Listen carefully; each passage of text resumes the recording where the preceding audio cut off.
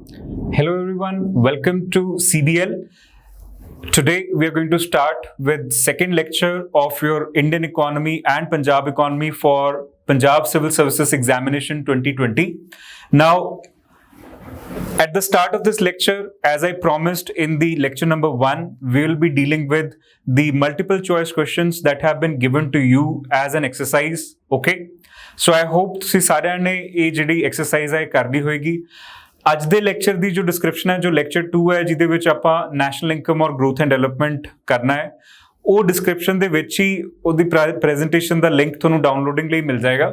So that's where you can pick it from. Okay, ਇਹ ਵਾਲਾ ਜੋ ਤੁਹਾਡੇ ਕੋਲੇ ਪ੍ਰੈਜੈਂਟੇਸ਼ਨ ਕੱਲ ਵਾਲੀ ਜੋ ਯੂਜ਼ ਕਰ ਰਹੇ ਸੀ ਆਪਾਂ, ਉਸੇ ਦੇ ਵਿੱਚ ਇਹ ਕੁਐਸਚਨਸ ਗਿਵਨ ਨੇ, ਉੱਥੋਂ ਆਪਾਂ ਇਹ ਸੋਲਵ ਕਰ ਰਹੇ ਹਾਂ।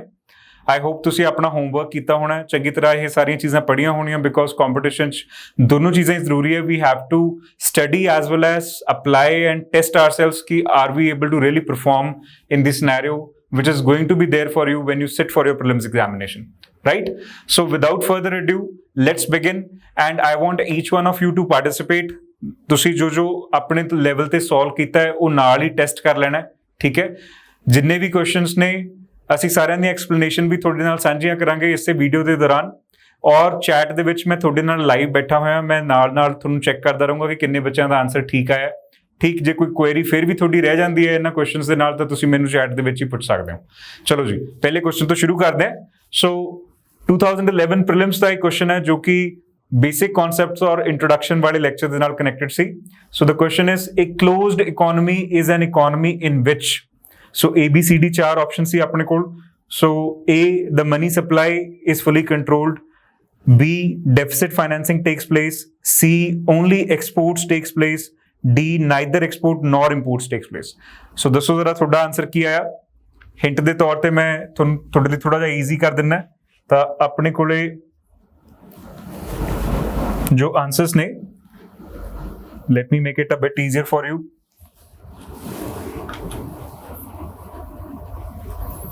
Okay, so neither exports nor imports takes place. This is the answer to this question.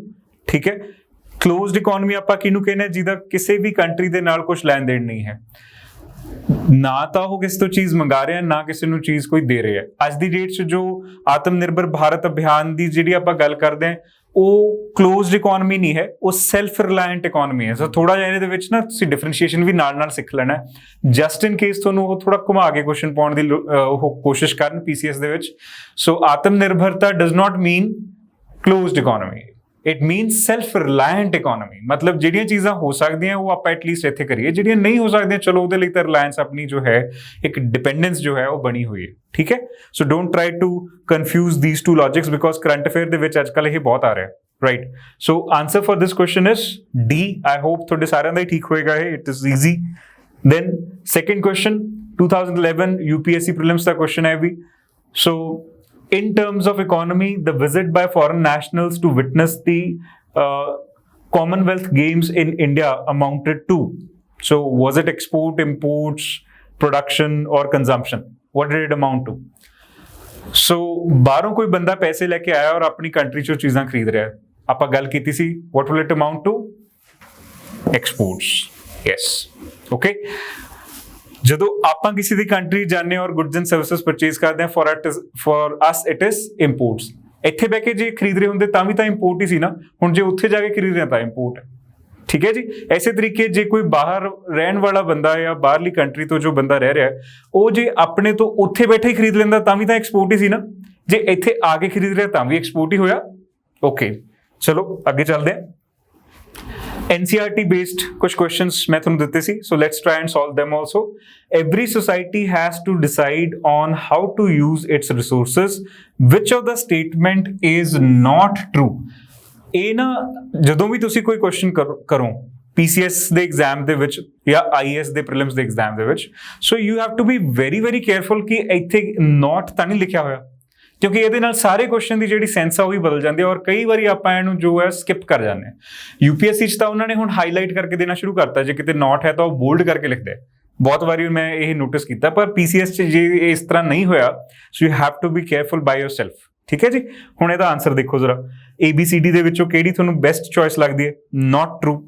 सो आपां पढ़िया सी economy is a science of scarcity, है ना जी। हुण उहदे हिसाब नाल जरा आंसर चेक करो। हुण इन्हां ने लिखता सी ऑप्शन दे विच that society has abundance of resources. आपां तां कहा सी कि नहीं, देयर इज ऑलवेज कंस्ट्रेंट। हमेशा सानू ये सोचना पैना what to produce, how to produce, for whom to produce. इदां दे क्वेश्चंस जिहड़े ने इकोनॉमिक प्रॉब्लम आउंदी है, और वो इकोनॉमिक प्रॉब्लम क्यों आउंदी है? क्योंकि अबंडेंस ऑफ रिसोर्सेस नहीं है, there is a scarcity of resources, that's why this is not true. Okay, चलो जी, आई होप थोड़ा ये भी आंसर सब दा सही गया होएगा।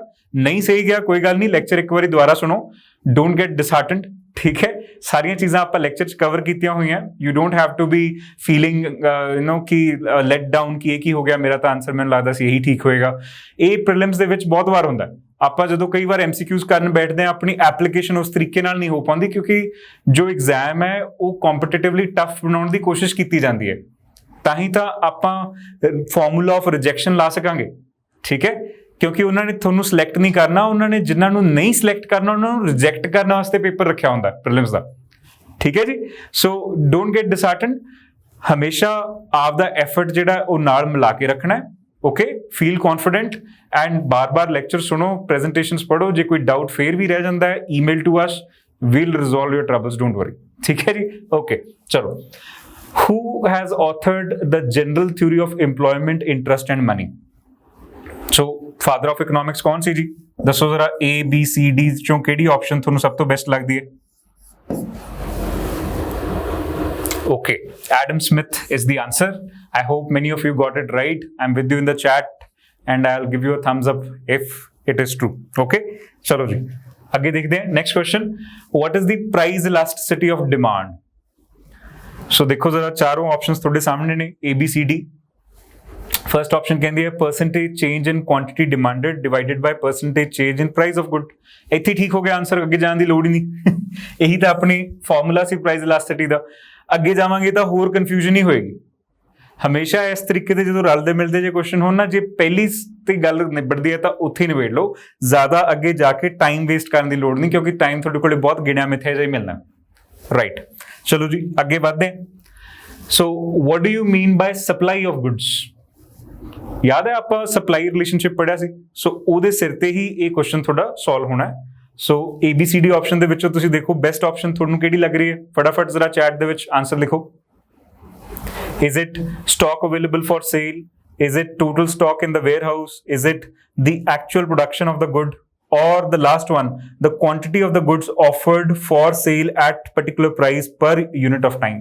D वाला ज़्यादा सही लगता है ना? Okay, this is the answer. Moving, the relation that the law of demand defines is, याद है law of demand, law of supply पढ़िया सी? Okay, देखो जरा इधर relationship की है जी।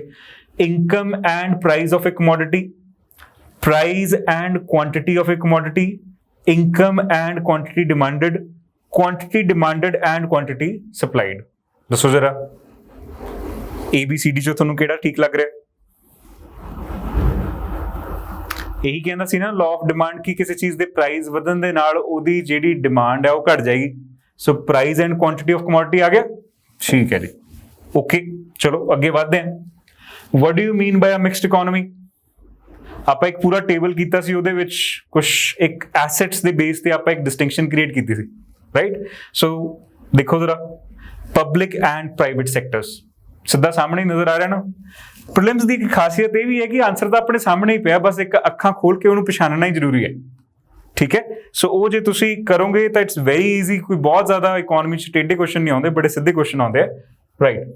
सो again there is a question, starting from the time of independence India followed a planned economy because.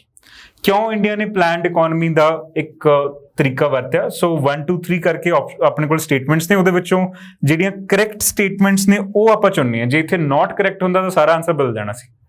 B careful again. चलो जी, पहली स्टेटमेंट है India followed a 5-year plan and required an outlook. बड़ी journalistic जी statement लगती है, पर चलो मनी जा सकती है। Then Indian constitution directive principles indicated the planned vision of economy.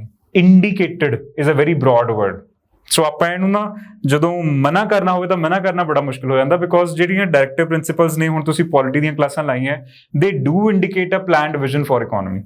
Yeah, Then the 5-year plan does not indicate how much of each and every good and services is to be produced. हाँ, इस तरीके के ऊपर तो नहीं गल करते कि इन्नियां साबना बननियां, इन्नियां तेल बनने, पर हुण स्टेटमेंट अपने आप च ठीक है, पहलियां दूजियां तीजियां सारियां स्टेटमेंट ठीक है। तुसीं इहदे नाल इह देखो भी आपां प्लैनड इकोनॉमी लई इहदा कारण की है, कि इह कारण दे विच तीसरी स्टेटमेंट फिट हुंदी है, पहली दूसरी स्टेटमेंट ਤਾਂ ਕਾਰਨ ਦੇ ਵਿੱਚ ਫਿੱਟ ਹੁੰਦੀ ਹੈ ਜੇ ਇਹਨੂੰ ਬ੍ਰੌਡਲੀ ਦੇਖਿਆ ਜਾਵੇ ਕਿ ਵੀ ਰਿਕੁਆਇਰਡ ਐਨ ਆਊਟਲੁੱਕ, ਸਾਨੂੰ ਇੱਕ ਪਲਾਨ ਕਰਨ ਦੀ ਵਿਜ਼ਨ ਬਣਾਉਣ ਦੀ ਜ਼ਰੂਰਤ ਸੀ ਵੀ ਆਪਾਂ ਕਿਹੜੇ ਰਸਤੇ ਜਾਣਾ ਹੈ, ਇਸ ਕਰਕੇ ਆਪਾਂ ਪਲੈਨਿੰਗ ਕਰਨੀ ਸ਼ੁਰੂ ਕੀਤੀ। ਦੂਸਰੀ ਸਟੇਟਮੈਂਟ ਕਹਿੰਦੀ ਹੈ ਵੀ ਕਨਸਟੀਟਿਊਸ਼ਨ ਦੇ ਡਾਇਰੈਕਟਿਵ ਪ੍ਰਿੰਸੀਪਲ 'ਚ ਲਿਖਿਆ ਸੀ ਵੀ ਆਪਾਂ ਇੱਕ ਪਲਾਨਡ ਇਕਨੋਮੀ ਚਲਾਉਣੀ ਹੈ, ਇਨਡਾਇਰੈਕਟਲੀ ਜਾਂ ਇੱਕ ਇਨਵਿਜ਼ਨ ਕੀਤੀ ਗਈ ਸੀ ਇਹ ਗੱਲ। ਸੋ ਠੀਕ ਹੈ, ਇਹ ਵੀ ਇੱਕ ਕਾਰਨ ਹੋ ਸਕਦਾ ਵੀ ਕਿਉਂ ਆਪਾਂ ਪਲਾਨਡ ਇਕਨੋਮੀ ਸ਼ੁਰੂ ਕੀਤੀ। ਪਰ ਤੀਸਰੀ ਹਾਲਾਂਕਿ ਸਟੇਟਮੈਂਟ ਠੀਕ ਹੈ ਵੀ ਹਰ ਪਲਾਨ ਦੇ ਵਿੱਚ ਆਪਾਂ ਇਹ ਨਹੀਂ ਲਿਖਦੇ ਵੀ ਇੰਨੀਆਂ ਸਾਬਣਾਂ ਬਣਾਉਣੀਆਂ, ਇੰਨੇ ਤੇਲ ਬਣਾਉਣਾ, ਇੰਨਾ this and that goods and services create ਕਰਨੀਆਂ, ਉਹ ਨਹੀਂ ਲਿਖਦੇ, ਬ੍ਰੌਡ ਗੱਲਾਂ ਹੁੰਦੀਆਂ, ਰਾਈਟ। ਸਟੇਟਮੈਂਟ ਠੀਕ ਹੈ ਪਰ ਇਹ ਕੋਈ ਕਾਰਨ ਤਾਂ ਨਹੀਂ ਜਿਹਦੀ ਵਜ੍ਹਾ ਨਾਲ ਆਪਾਂ ਪਲਾਨਡ ਇਕਨੋਮੀ ਸ਼ੁਰੂ ਕੀਤੀ ਸੀ। ਸੋ ਵੈਰੀ ਟ੍ਰਿਕੀ ਹੈ ਨਾ। ਸੋ ਇਹਦਾ ਆਨਸਰ ਕੀ ਬਣਿਆ ਜੀ, 1 and 2। ਓਕੇ, ਬੀ ਕੇਅਰਫੁਲ, ਇਦਾਂ ਦੇ ਕੁਐਸਚਨ ਜਿਹੜੇ ਨੇ ਦੇ look simple but they are note. Okay, then the main economic problem faced by all society is, ਦੱਸੋ ਜੀ। ਹੁਣ ਪ੍ਰੋਬਲਮਸ ਤਾਂ ਇਹ ਸਾਰੀਆਂ ਹੀ ਜਿਹੜੀਆਂ ਸੋਸਾਇਟੀ ਹਰ ਸੋਸਾਇਟੀ 'ਚ ਫੇਸ ਹੁੰਦੀਆਂ, ਪਰ ਪ੍ਰੋਬਲਮ ਕਿਹੜੀ ਆਪਾਂ ਦੱਸਣੀ ਹੈ, ਇਕਨੋਮਿਕ ਪ੍ਰੋਬਲਮ, ਰਾਈਟ। ਔਰ it should be the main economic problem out of which the rest of them will come. So if there is scarcity of resources, poverty will happen, inequality will happen, unemployment will happen. ठीक है ना। So therefore the answer is D. Okay, I hope you all got it right. Fine. चलो जी, that's all for these questions. ਹੁਣ ਇਹਦੋਂ ਬਾਅਦ we'll be going on to the lecture 2 of your PCS focused Indian and Punjab economy, ਜਿਹਦੇ ਵਿੱਚ ਆਪਾਂ national income और growth and development ਇਹ ਦੋਨੋਂ chapter cover ਕਰਨੇ ਨੇ। It is going to be wholesome discussion, ਜਿਹੜੀਆਂ ਗੱਲਾਂ ਆਪਾਂ ਇਹਦੇ ਵਿੱਚ ਕਰ ਦਿਆਂਗੇ ਬਸ ਤੁਸੀਂ ਉਹੀ ਪੜ੍ਹ ਕੇ ਜਾਣੀਆਂ। ਜੋ ਪ੍ਰੈਜੈਂਟੇਸ਼ਨ ਦੇ ਵਿੱਚ ਮੈਂ ਮਟੀਰੀਅਲ ਤੁਹਾਨੂੰ ਦਿੱਤਾ ਹੋਇਆ ਹੈ, ਜੋ ਸੈਕੰਡ ਲੈਕਚਰ ਦੀ ਹੈ, ਜੋ ਫਸਟ ਲੈਕਚਰ ਦੀ ਹੈ, that's an exhaustive material. We are covering current affairs also at Chetan Bharat Learning. We are covering the basic concepts also, the question answers also. ਕਿਤੇ ਹੋਰ ਕੁਝ ਦੇਖਣ ਦੀ ਲੋੜ ਨਹੀਂ ਪੈਣੀ ਤੁਹਾਨੂੰ। Take my word for it and you will be completely, put beyond the competition curve and you will be able to through your examination. Don't worry about it. चलो शुरू करते हैं अपना lecture 2 of Indian economy on national income and growth and development. So let us now start with Indian economy and Punjab economy lecture 2, and the chapters that we are going to focus are national income and growth and development.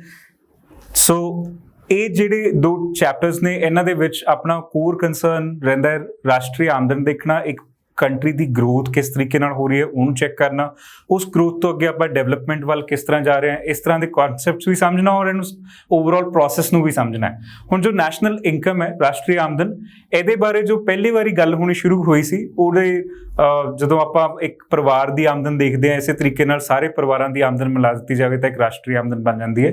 ਇਸ ਤਰੀਕੇ ਨਾਲ ਇੱਕ basic ਜੀ ਸੋਚ ਸ਼ੁਰੂ ਕੀਤੀ ਗਈ, ਪਰ ਇਹਨੂੰ ਲੈ ਕੇ ਜੋ ਫਸਟ ਕੰਸੈਪਚੁਅਲਾਈਜੇਸ਼ਨ ਹੋਈ ਹੈ that is done by Simon Kuznets in 1934. So he gave a particular concept called gross domestic product या GDP. So ਇਹਦੇ ਤੋਂ ਸਾਰੀ ਗੱਲਬਾਤ ਚੱਲਣੀ ਸ਼ੁਰੂ ਹੋਈ। ऐसे gross domestic product ਦੇ ਫਿਰ ਅਲੱਗ-ਅਲੱਗ ਵੇਰੀਐਂਟਸ ਨੇ ਜਿਵੇਂ ਕਿ GNP, NNP etc. ਔਰ ਇਹਨਾਂ ਨੂੰ ਆਪਾਂ ਸਭ ਤੋਂ ਪਹਿਲਾਂ ਸਮਝਣ ਦੀ ਕੋਸ਼ਿਸ਼ ਕਰਾਂਗੇ that what are they. ਠੀਕ ਹੈ। ਸੋ ਜਿਹੜਾ concept ਦਿੱਤਾ that was given by Simon Kuznets in 1930s. That's your starting reference for prelims, and then we have to understand the definition of GDP, that is gross domestic product. Now as far as GDP is concerned, ਇਹਦੀ ਇੱਕ basic definition ਯਾਦ ਰੱਖਣੀ ਹੈ। Paper ਦੇ ਵਿੱਚ ਸਭ ਤੋਂ ਜ਼ਿਆਦਾ ਜਿਹੜਾ ਕੁਐਸਚਨ ਆਉਂਦਾ ਹੈ ਉਹ ਡੈਫੀਨੇਸ਼ਨ ਬੇਸ ਦੇ ਉੱਪਰ ਆਉਂਦਾ ਹੈ ਨੈਸ਼ਨਲ ਇਨਕਮ ਦੇ ਚੈਪਟਰ ਦੇ ਵਿੱਚ, ਕਿ ਨੈਸ਼ਨਲ ਇਨਕਮ ਦੀ ਡੈਫੀਨੇਸ਼ਨ ਹੈ ਕੀ, ਇਹਨੂੰ ਕਿਸ ਤਰੀਕੇ ਨਾਲ ਕੈਲਕੂਲੇਟ ਕੀਤਾ ਜਾਂਦਾ ਹੈ। ਜੇ ਪਿਛਲੇ 20 ਸਾਲ ਦੇ UPSC ਦੇ ਵੀ ਪੇਪਰ ਆਪਾਂ ਚੱਕ ਕੇ ਦੇਖੀਏ ਤਾਂ ਉਹਦੇ ਵਿੱਚ ਕੁਐਸਚਨ ਬਾਰ-ਬਾਰ ਇਹੀ ਹੈ, ਔਰ ਇਹ ਗੱਲ ਤੁਸੀਂ ਫੀਲ ਵੀ ਕਰੋਗੇ ਕਿਉਂਕਿ ਇਸ ਚੈਪਟਰ ਦੇ ਐਂਡ ਦੇ ਵਿੱਚ ਮੈਂ ਲਾਸਟ 20 ਈਅਰਸ ਦੇ ਜਿਹੜੇ 2000 ਤੋਂ ਲੈ ਕੇ 2019 ਤੱਕ ਦੇ ਜੋ ਪੇਪਰ ਨੇ ਉਹਨਾਂ ਦੇ ਕੁਐਸਚਨਸ ਜੋ ਇਸ ਚੈਪਟਰ ਤੇ ਆਏ ਹੋਏ ਨੇ ਉਹ ਲਿਖੇ ਹੋਏ ਨੇ ਜਿਹੜੇ ਕਿ ਤੁਸੀਂ ਸੋਲਵ ਵੀ ਕਰੋਗੇ and while solving them you will understand this basic fact ਕਿ ਇਹ ਜਿਹੜਾ ਚੈਪਟਰ ਹੈ ਇਹਦੇ ਵਿੱਚੋਂ ਆਪਾਂ ਸਾਰਿਆਂ ਨਾਲੋਂ ਜ਼ਿਆਦਾ ਫੋਕਸ ਡੈਫੀਨੇਸ਼ਨ ਦੇ ਉੱਤੇ ਕਰਨਾ ਹੈ ਔਰ ਡੈਫੀਨੇਸ਼ਨਸ ਹੀ ਬਾਰ-ਬਾਰ ਘੁਮਾ ਫਿਰਾ ਕੇ ਕੁਐਸਚਨ ਦੇ ਵਿੱਚ ਪੁੱਛੀਆਂ ਜਾਂਦੀਆਂ, ਠੀਕ ਹੈ। So that has to be our key focus. So ਬਹੁਤ ਧਿਆਨ ਦੇ ਕੇ ਇਹ ਗੱਲਾਂ ਸਮਝਣੀਆਂ, ਰਾਈਟ। ਜੋ ਪ੍ਰੈਜੈਂਟੇਸ਼ਨ ਮੈਂ ਯੂਜ਼ ਕਰ ਰਿਹਾ ਇਹਦਾ ਡਿਸਕ੍ਰਿਪਸ਼ਨ ਦੇ ਵਿੱਚ ਹੀ ਡਾਊਨਲੋਡੇਬਲ ਲਿੰਕ ਗਿਵਨ ਰਹੇਗਾ, ਤਾਂ ਤੁਸੀਂ ਉੱਥੋਂ ਇਹਨੂੰ ਦੇਖ ਲੈਣਾ, ਡਾਊਨਲੋਡ ਕਰ ਲੈਣਾ ਔਰ ਆਪਣੇ ਕੋਲੇ ਰੱਖ ਲੈਣਾ, okay. Chalo, let's start. So GDP is the market value of all the final goods and services produced within the boundary of a nation during 1 year period or during a given period of time. And ਹੋਰ ਤਰੀਕੇ ਵੀ ਬੋਲਦੇ, it's a monetary value of all the final goods and services produced within a country within a year or within a particular time. ਹੁਣ ਜਿਹੜੀਆਂ ਇਹਦੇ ਚ ਸਮਝਣ ਵਾਲੀਆਂ ਗੱਲਾਂ ਉਹ ਚਾਰ ਨੇ, ਦੇਖੋ ਕਿਹੜੀਆਂ-ਕਿਹੜੀਆਂ। ਪਹਿਲੀ ਗੱਲ ਹੈ it is a market value. Market ਦੇ ਉੱਪਰ ਜੋ ਰੇਟ ਆਏਗਾ after considering Texas and everything, ਉਹ ਸਾਰੀਆਂ ਚੀਜ਼ਾਂ ਲਾ ਕੇ ਫੇਰ ਗੱਲ ਬਣੇਗੀ, ਠੀਕ ਹੈ ਜੀ। And it is the final goods and services ਕਿਹਨੂੰ ਕਹਿੰਦੇ ਆ, ਜਿਹਦੇ ਵਿੱਚ ਹੋਰ ਕੋਈ ਵੈਲਿਊ ਐਡੀਸ਼ਨ ਨਹੀਂ ਹੋ ਰਹੀ। ਸੋ ਜੇ ਤੁਸੀਂ ਸਪੋਜ਼ ਕਰੋ ਕਿ ਤੁਸੀਂ ਮਾਰਕੀਟ 'ਚ ਜਾ ਕੇ ਜੋ ਚੀਜ਼ ਖਰੀਦ ਰਹੇ ਹੋ ਉਹ ਆਪਣੇ ਆਪ ਦੇ ਵਿੱਚ ਫਾਈਨਲ ਗੁੱਡ ਹੈ, ਠੀਕ ਹੈ। ਉਹਦੇ ਵਿੱਚ ਤੁਸੀਂ ਕੋਈ ਵੈਲਿਊ ਐਡੀਸ਼ਨ ਕਰਕੇ ਉਹਨੂੰ ਅੱਗੇ ਵੇਚਣਾ ਨਹੀਂ, ਉਹ ਤੁਹਾਡੇ ਲਈ ਤੁਸੀਂ ਖਰੀਦਣੇ ਹੋ। So that is the final good for you, okay. For example ਤੁਸੀਂ ਸ਼ਰਟ ਖਰੀਦੀ ਤਾਂ then that shirt is a final good for you. ਜੇ ਉਹ ਸ਼ਰਟ ਖਰੀਦੀ ਪਰ ਡਾਈ ਕਰਕੇ ਤੁਸੀਂ ਅੱਗੇ ਵੇਚਣੀ ਹੈ, ਕੋਈ ਕਲਰ ਤੁਸੀਂ ਚੇਂਜ ਕੀਤਾ ਉਹਦਾ, ਹੈ ਨਾ, ਜਾਂ ਕੋਈ ਉਹਦੀ ਸਟਾਈਲਿੰਗ ਕਰਨੀ ਹੈ, then that's not a final good, you added some value to it. So after all possible value addition we call that particular good as final good, ठीक है जी। तो let's say मैं एक छोटी सी एग्जांपल देना है। So let's say we started with the cotton, okay, so cotton fabric or cotton just a bundle, and then from this became textile, and from this became a shirt, okay। Now from this to this there was certain value addition। let's say cotton ਜਿਹੜੀ ਸੀ ਉਹ 100 ਰੁਪਏ ਦੀ ਸੀ ਔਰ ਜਿਹੜਾ textile ਬਣਾ ਉਹ 200 ਰੁਪਏ ਦਾ ਹੋ ਗਿਆ, ਤਾਂ 100 ਰੁਪਏ ਦੀ ਵੈਲਿਊ ਐਡੀਸ਼ਨ ਹੋ ਗਈ, ਰਾਈਟ। ਹੁਣ from this to this there is a value addition। let's say 100 ਰੁਪਏ ਦੀ ਫੇਰ ਸਟਿਚਿੰਗ ਕਾਸਟ ਆ ਗਈ ਆਪਣੀ, ਤਾਂ ਜਿਹੜਾ ਟੈਕਸਟਾਈਲ ਤੋਂ ਸ਼ਰਟ ਬਣੀ now it is let's say 300 rupees। ਹੁਣ ਇਹ ਜਿਹੜੀ ਸ਼ਰਟ ਹੈ ਹਲੇ ਫੈਕਟਰੀ 'ਚ ਹੀ ਪਈ ਹੈ ਬਣ ਕੇ। ਹੁਣ ਫੈਕਟਰੀ ਦੇ ਵਿੱਚੋਂ ਇਹ ਹੋਲਸੇਲ ਡੀਲਰ ਕੋਲੇ ਗਈ, ਤਾਂ ਹੋਲਸੇਲ ਵਾਲੇ ਨੇ ਜਿਹੜਾ ਇਹਦਾ ਪ੍ਰਾਈਸ ਹੈ ਉਹ ਲੈਟਸ ਸੇ 350 ਰੁਪਏ ਰੱਖਤਾ, ਤੇ ਹੁਣ ਇਹ 50 ਰੁਪਏ ਵੈਲਿਊ ਐਡੀਸ਼ਨ ਇਹਦੇ 'ਚ ਹੋਰ ਹੋ ਗਈ, ਰਾਈਟ, ਠੀਕ ਹੈ ਜੀ। ਇਸੇ ਦੇ ਵਿੱਚ ਜਦੋਂ ਇਹ 300 ਤੱਕ ਪਹੁੰਚਦੀ ਹੈ ਤਾਂ ਪ੍ਰੋਡਕਸ਼ਨ ਟੈਕਸਸ ਔਰ ਪ੍ਰੋਡਕਸ਼ਨ ਸਬਸਿਡੀਜ਼ ਦਾ ਵੀ ਇੱਕ ਸਿਸਟਮ ਆਉਂਦਾ ਹੈ, ਉਹਦੇ ਬਾਰੇ ਵੀ ਆਪਾਂ ਗੱਲ ਕਰਾਂਗੇ ਅੱਗੇ ਚੱਲ ਕੇ, ਬਟ ਸਿਰਫ ਵੈਲਿਊ ਐਡੀਸ਼ਨ ਪਹਿਲਾਂ ਆਪਾਂ ਸਮਝਣੀ ਹੈ, ਰਾਈਟ। ਹੁਣ ਜਦੋਂ ਇਹ ਹੋਲਸੇਲ ਡੀਲਰ ਤੋਂ ਰਿਟੇਲ ਵਾਲੇ ਬੰਦੇ ਕੋਲ ਗਈ, ਦੁਕਾਨਦਾਰ ਹੈ, ਰੀਟੇਲ ਸੈਲਰ, ਸੋ ਰਿਟੇਲ ਵਾਲੇ ਨੇ ਇਹਦਾ ਜੋ ਦਾਮ ਰੱਖਿਆ ਉਹ 400 ਰੁਪਏ ਰੱਖਿਆ, 50 ਰੁਪਏ ਦੀ ਵੈਲਿਊ ਐਡੀਸ਼ਨ ਹੋਰ ਕਰਤੀ, ਠੀਕ ਹੈ ਜੀ। ਸੋ ਇਹ ਹੁਣ ਫਾਈਨਲ ਜਦੋਂ ਫਿਰ ਕੰਜ਼ਿਊਮਰ ਜੋ ਖਰੀਦਣ ਜਾਏਗਾ ਉਹ ਰਿਟੇਲ ਵਾਲੇ ਤੋਂ ਖਰੀਦਣ ਜਾਏਗਾ, that then is the final good। ਸਮਝ ਆ ਗਿਆ ਫਾਈਨਲ ਦਾ ਕਨਸੈਪਟ। ਇਦੋਂ ਬਾਅਦ ਇਹ 'ਚ ਵੈਲਿਊ ਐਡੀਸ਼ਨ ਨਹੀਂ ਹੋਣੀ, ਹੁਣ ਵੈਲਿਊ ਇਹਦੀ ਘਟ ਜਾਣੀ ਹੈ। ਤੁਸੀਂ ਖਰੀਦ ਕੇ ਲੈ ਆਏ, ਤੁਸੀਂ ਇੱਕ ਦਿਨ 2 ਦਿਨ ਪਾ ਲਈ, ਫਿਰ ਤੁਸੀਂ ਜੇ ਵੇਚਣ ਜਾਓਗੇ ਤਾਂ ਸਸਤੀ ਵਿਕੂਗੀ, ਮਹਿੰਗੀ ਨਹੀਂ ਵਿਕੂਗੀ, ਰਾਈਟ। ਤੁਸੀਂ ਵੈਲਿਊ ਐਡੀਸ਼ਨ ਨਹੀਂ ਕੀਤੀ, ਤੁਸੀਂ ਵੈਲਿਊ ਉਹਦੀ ਘਟਾਤੀ। ਅਨਲੈਸ ਐਂਡ ਅੰਟਿਲ ਤੁਸੀਂ ਐਂਟੀਕ ਹੈ 2000 ਪੁਰਾਣੀ ਸਾਲ ਪੁਰਾਣੀ ਕੋਈ ਸ਼ਰਟ ਬੜੀ ਸਾਂਭ ਕੇ ਪ੍ਰੀਜ਼ਰਵ ਕਰਕੇ ਰੱਖੀ ਹੋਈ ਆ, ਫਿਰ ਤਾਂ ਗੱਲ ਅੱਡ ਹੈ, ਫਿਰ ਸ਼ਾਇਦ ਉਹਦੀ ਵੈਲਿਊ ਬਣ ਜੇ। ਜਿਵੇਂ ਲੀਵਾਈਜ਼ ਵਾਲਿਆਂ ਨੇ ਨਾ ਆਪਣੀ ਜੋ ਫੈਕਟਰੀ ਹੈ US ਦੇ ਵਿੱਚ, ਉੱਥੇ ਇੱਕ ਜੋ ਫਰਸਟ ਡੈਨਿਮ ਉਹਨਾਂ ਨੇ ਡਿਜ਼ਾਈਨ ਕੀਤੀ ਸੀ ਉਹ ਉਹਨਾਂ ਨੇ ਬੜੀ ਵਧੀਆ ਪ੍ਰੀਜ਼ਰਵ ਕਰਕੇ ਰੱਖੀ ਹੋਈ ਹੈ, ਸੋ ਉਹਦੀ ਇੱਕ ਬਹੁਤ ਜ਼ਬਰਦਸਤ ਵੈਲਿਊ ਉਹਨਾਂ ਨੂੰ ਇੱਕ ਬ੍ਰਾਂਡ ਵੈਲਿਊ ਹੈ ਉਹ ਮਿਲੇਗੀ, right. But any how in general this is how value addition works। so ਆਪਾਂ final goods and services ਦੀ ਗੱਲ ਕਰਦੇ ਹਾਂ ਲਾਸਟ ਮੂਮੈਂਟ ਤੇ, ਜਿਹਦੇ ਬਾਅਦ ਉਹਦੇ ਪ੍ਰਾਈਸ ਦੇ ਵਿੱਚ ਉਹਦੀ ਵੈਲਿਊ ਦੇ ਵਿੱਚ ਕੋਈ ਇਜ਼ਾਫਾ ਨਹੀਂ ਹੋਣਾ, that's final good and service, ਠੀਕ ਹੈ ਜੀ।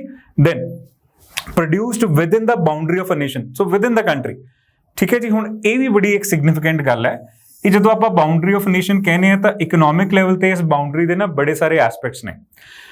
ਇਹਦੇ ਵਿੱਚ ਬੜੀਆਂ ਚੀਜ਼ਾਂ ਇਨਕਲੂਡ ਹੁੰਦੀਆਂ। ਤੁਸੀਂ ਆਪਣੇ ਜਿਹੜੇ ਨੋਟਸ ਨੇ, ਜੋ ਪੈਨ ਪੇਪਰ ਲੈ ਕੇ ਤੁਸੀਂ ਬੈਠੇ ਹੋ, ਨਹੀਂ ਬੈਠੇ ਤਾਂ ਬਹਿਣਾ ਚਾਹੀਦਾ ਹਮੇਸ਼ਾ ਜਦੋਂ ਲੈਕਚਰ ਚੱਲ ਰਿਹਾ, ਠੀਕ ਹੈ।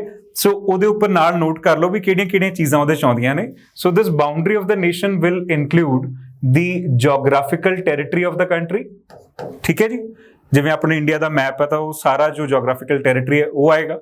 ਉਦੋਂ ਬਾਅਦ military basis of the country abroad, ਕੋਈ ਆਪਾਂ ਲੈਟਸ ਸੇ ਕੋਈ ਕਿਤੇ ਮਿਲਟਰੀ ਬੇਸ ਬਣਾਇਆ ਹੋਇਆ ਜਾਂ 에ਅਰਫੋਰਸ ਬੇਸ ਬਣਾਇਆ ਹੋਇਆ ਤਾਂ ਦੈਟ ਉੱਥੋਂ ਜੋ ਵੀ पैसे का लैन देन है वो भी अपनी GDP च काउंट होना है। Then sovereign embassies of India abroad, ਜਿਹੜੀਆਂ ਵੀ ਲੈਟਸ ਸੇ ਇੰਡੀਆ ਦੀ ਐਮਬੈਸੀ ਕਿਸੇ ਵੀ ਕੰਟਰੀ 'ਚ ਹੈ ਤਾਂ ਲੋਕ ਉੱਥੇ ਵੀਜ਼ਾ ਲਵਾਉਂਦੇ ਆ, ਉਹਦੇ ਲਈ ਪੈਸੇ ਭਰਦੇ ਆ, ਉਹ ਜਿਹੜੇ ਪੈਸੇ ਨੇ ਆਪਣੀ GDP ਦਾ ਪਾਰਟ ਬਣੇਗਾ ਕਿਉਂਕਿ ਉਹ ਵੀ ਤਾਂ ਇੱਕ ਤਰ੍ਹਾਂ ਦੀ ਸਰਵਿਸ ਹੀ ਹੈ। ਠੀਕ ਹੈ ਜੀ। ਦੈਨ ਐਨੀ एयरलाइंस और shipping companies registered in India, any MNCs registered in India, so ਉਹਨਾਂ ਦੀ ਜੋ ਇਨਕਮ ਹੈ ਉਹ ਵੀ ਆਪਣੀ ਨੈਸ਼ਨਲ ਇਨਕਮ ਦੇ ਵਿੱਚ ਹੀ ਦਿਖੇਗੀ, ਉਹਨਾਂ ਦਾ ਜੋ ਪ੍ਰੋਡਕਸ਼ਨ ਹੈ ਉਹ ਆਪਣੀ ਇੱਥੇ ਹੀ ਕੰਟਰੀ ਦੇ ਵਿੱਚ ਨਜ਼ਰ ਆਏਗਾ। ਠੀਕ ਹੈ ਜੀ।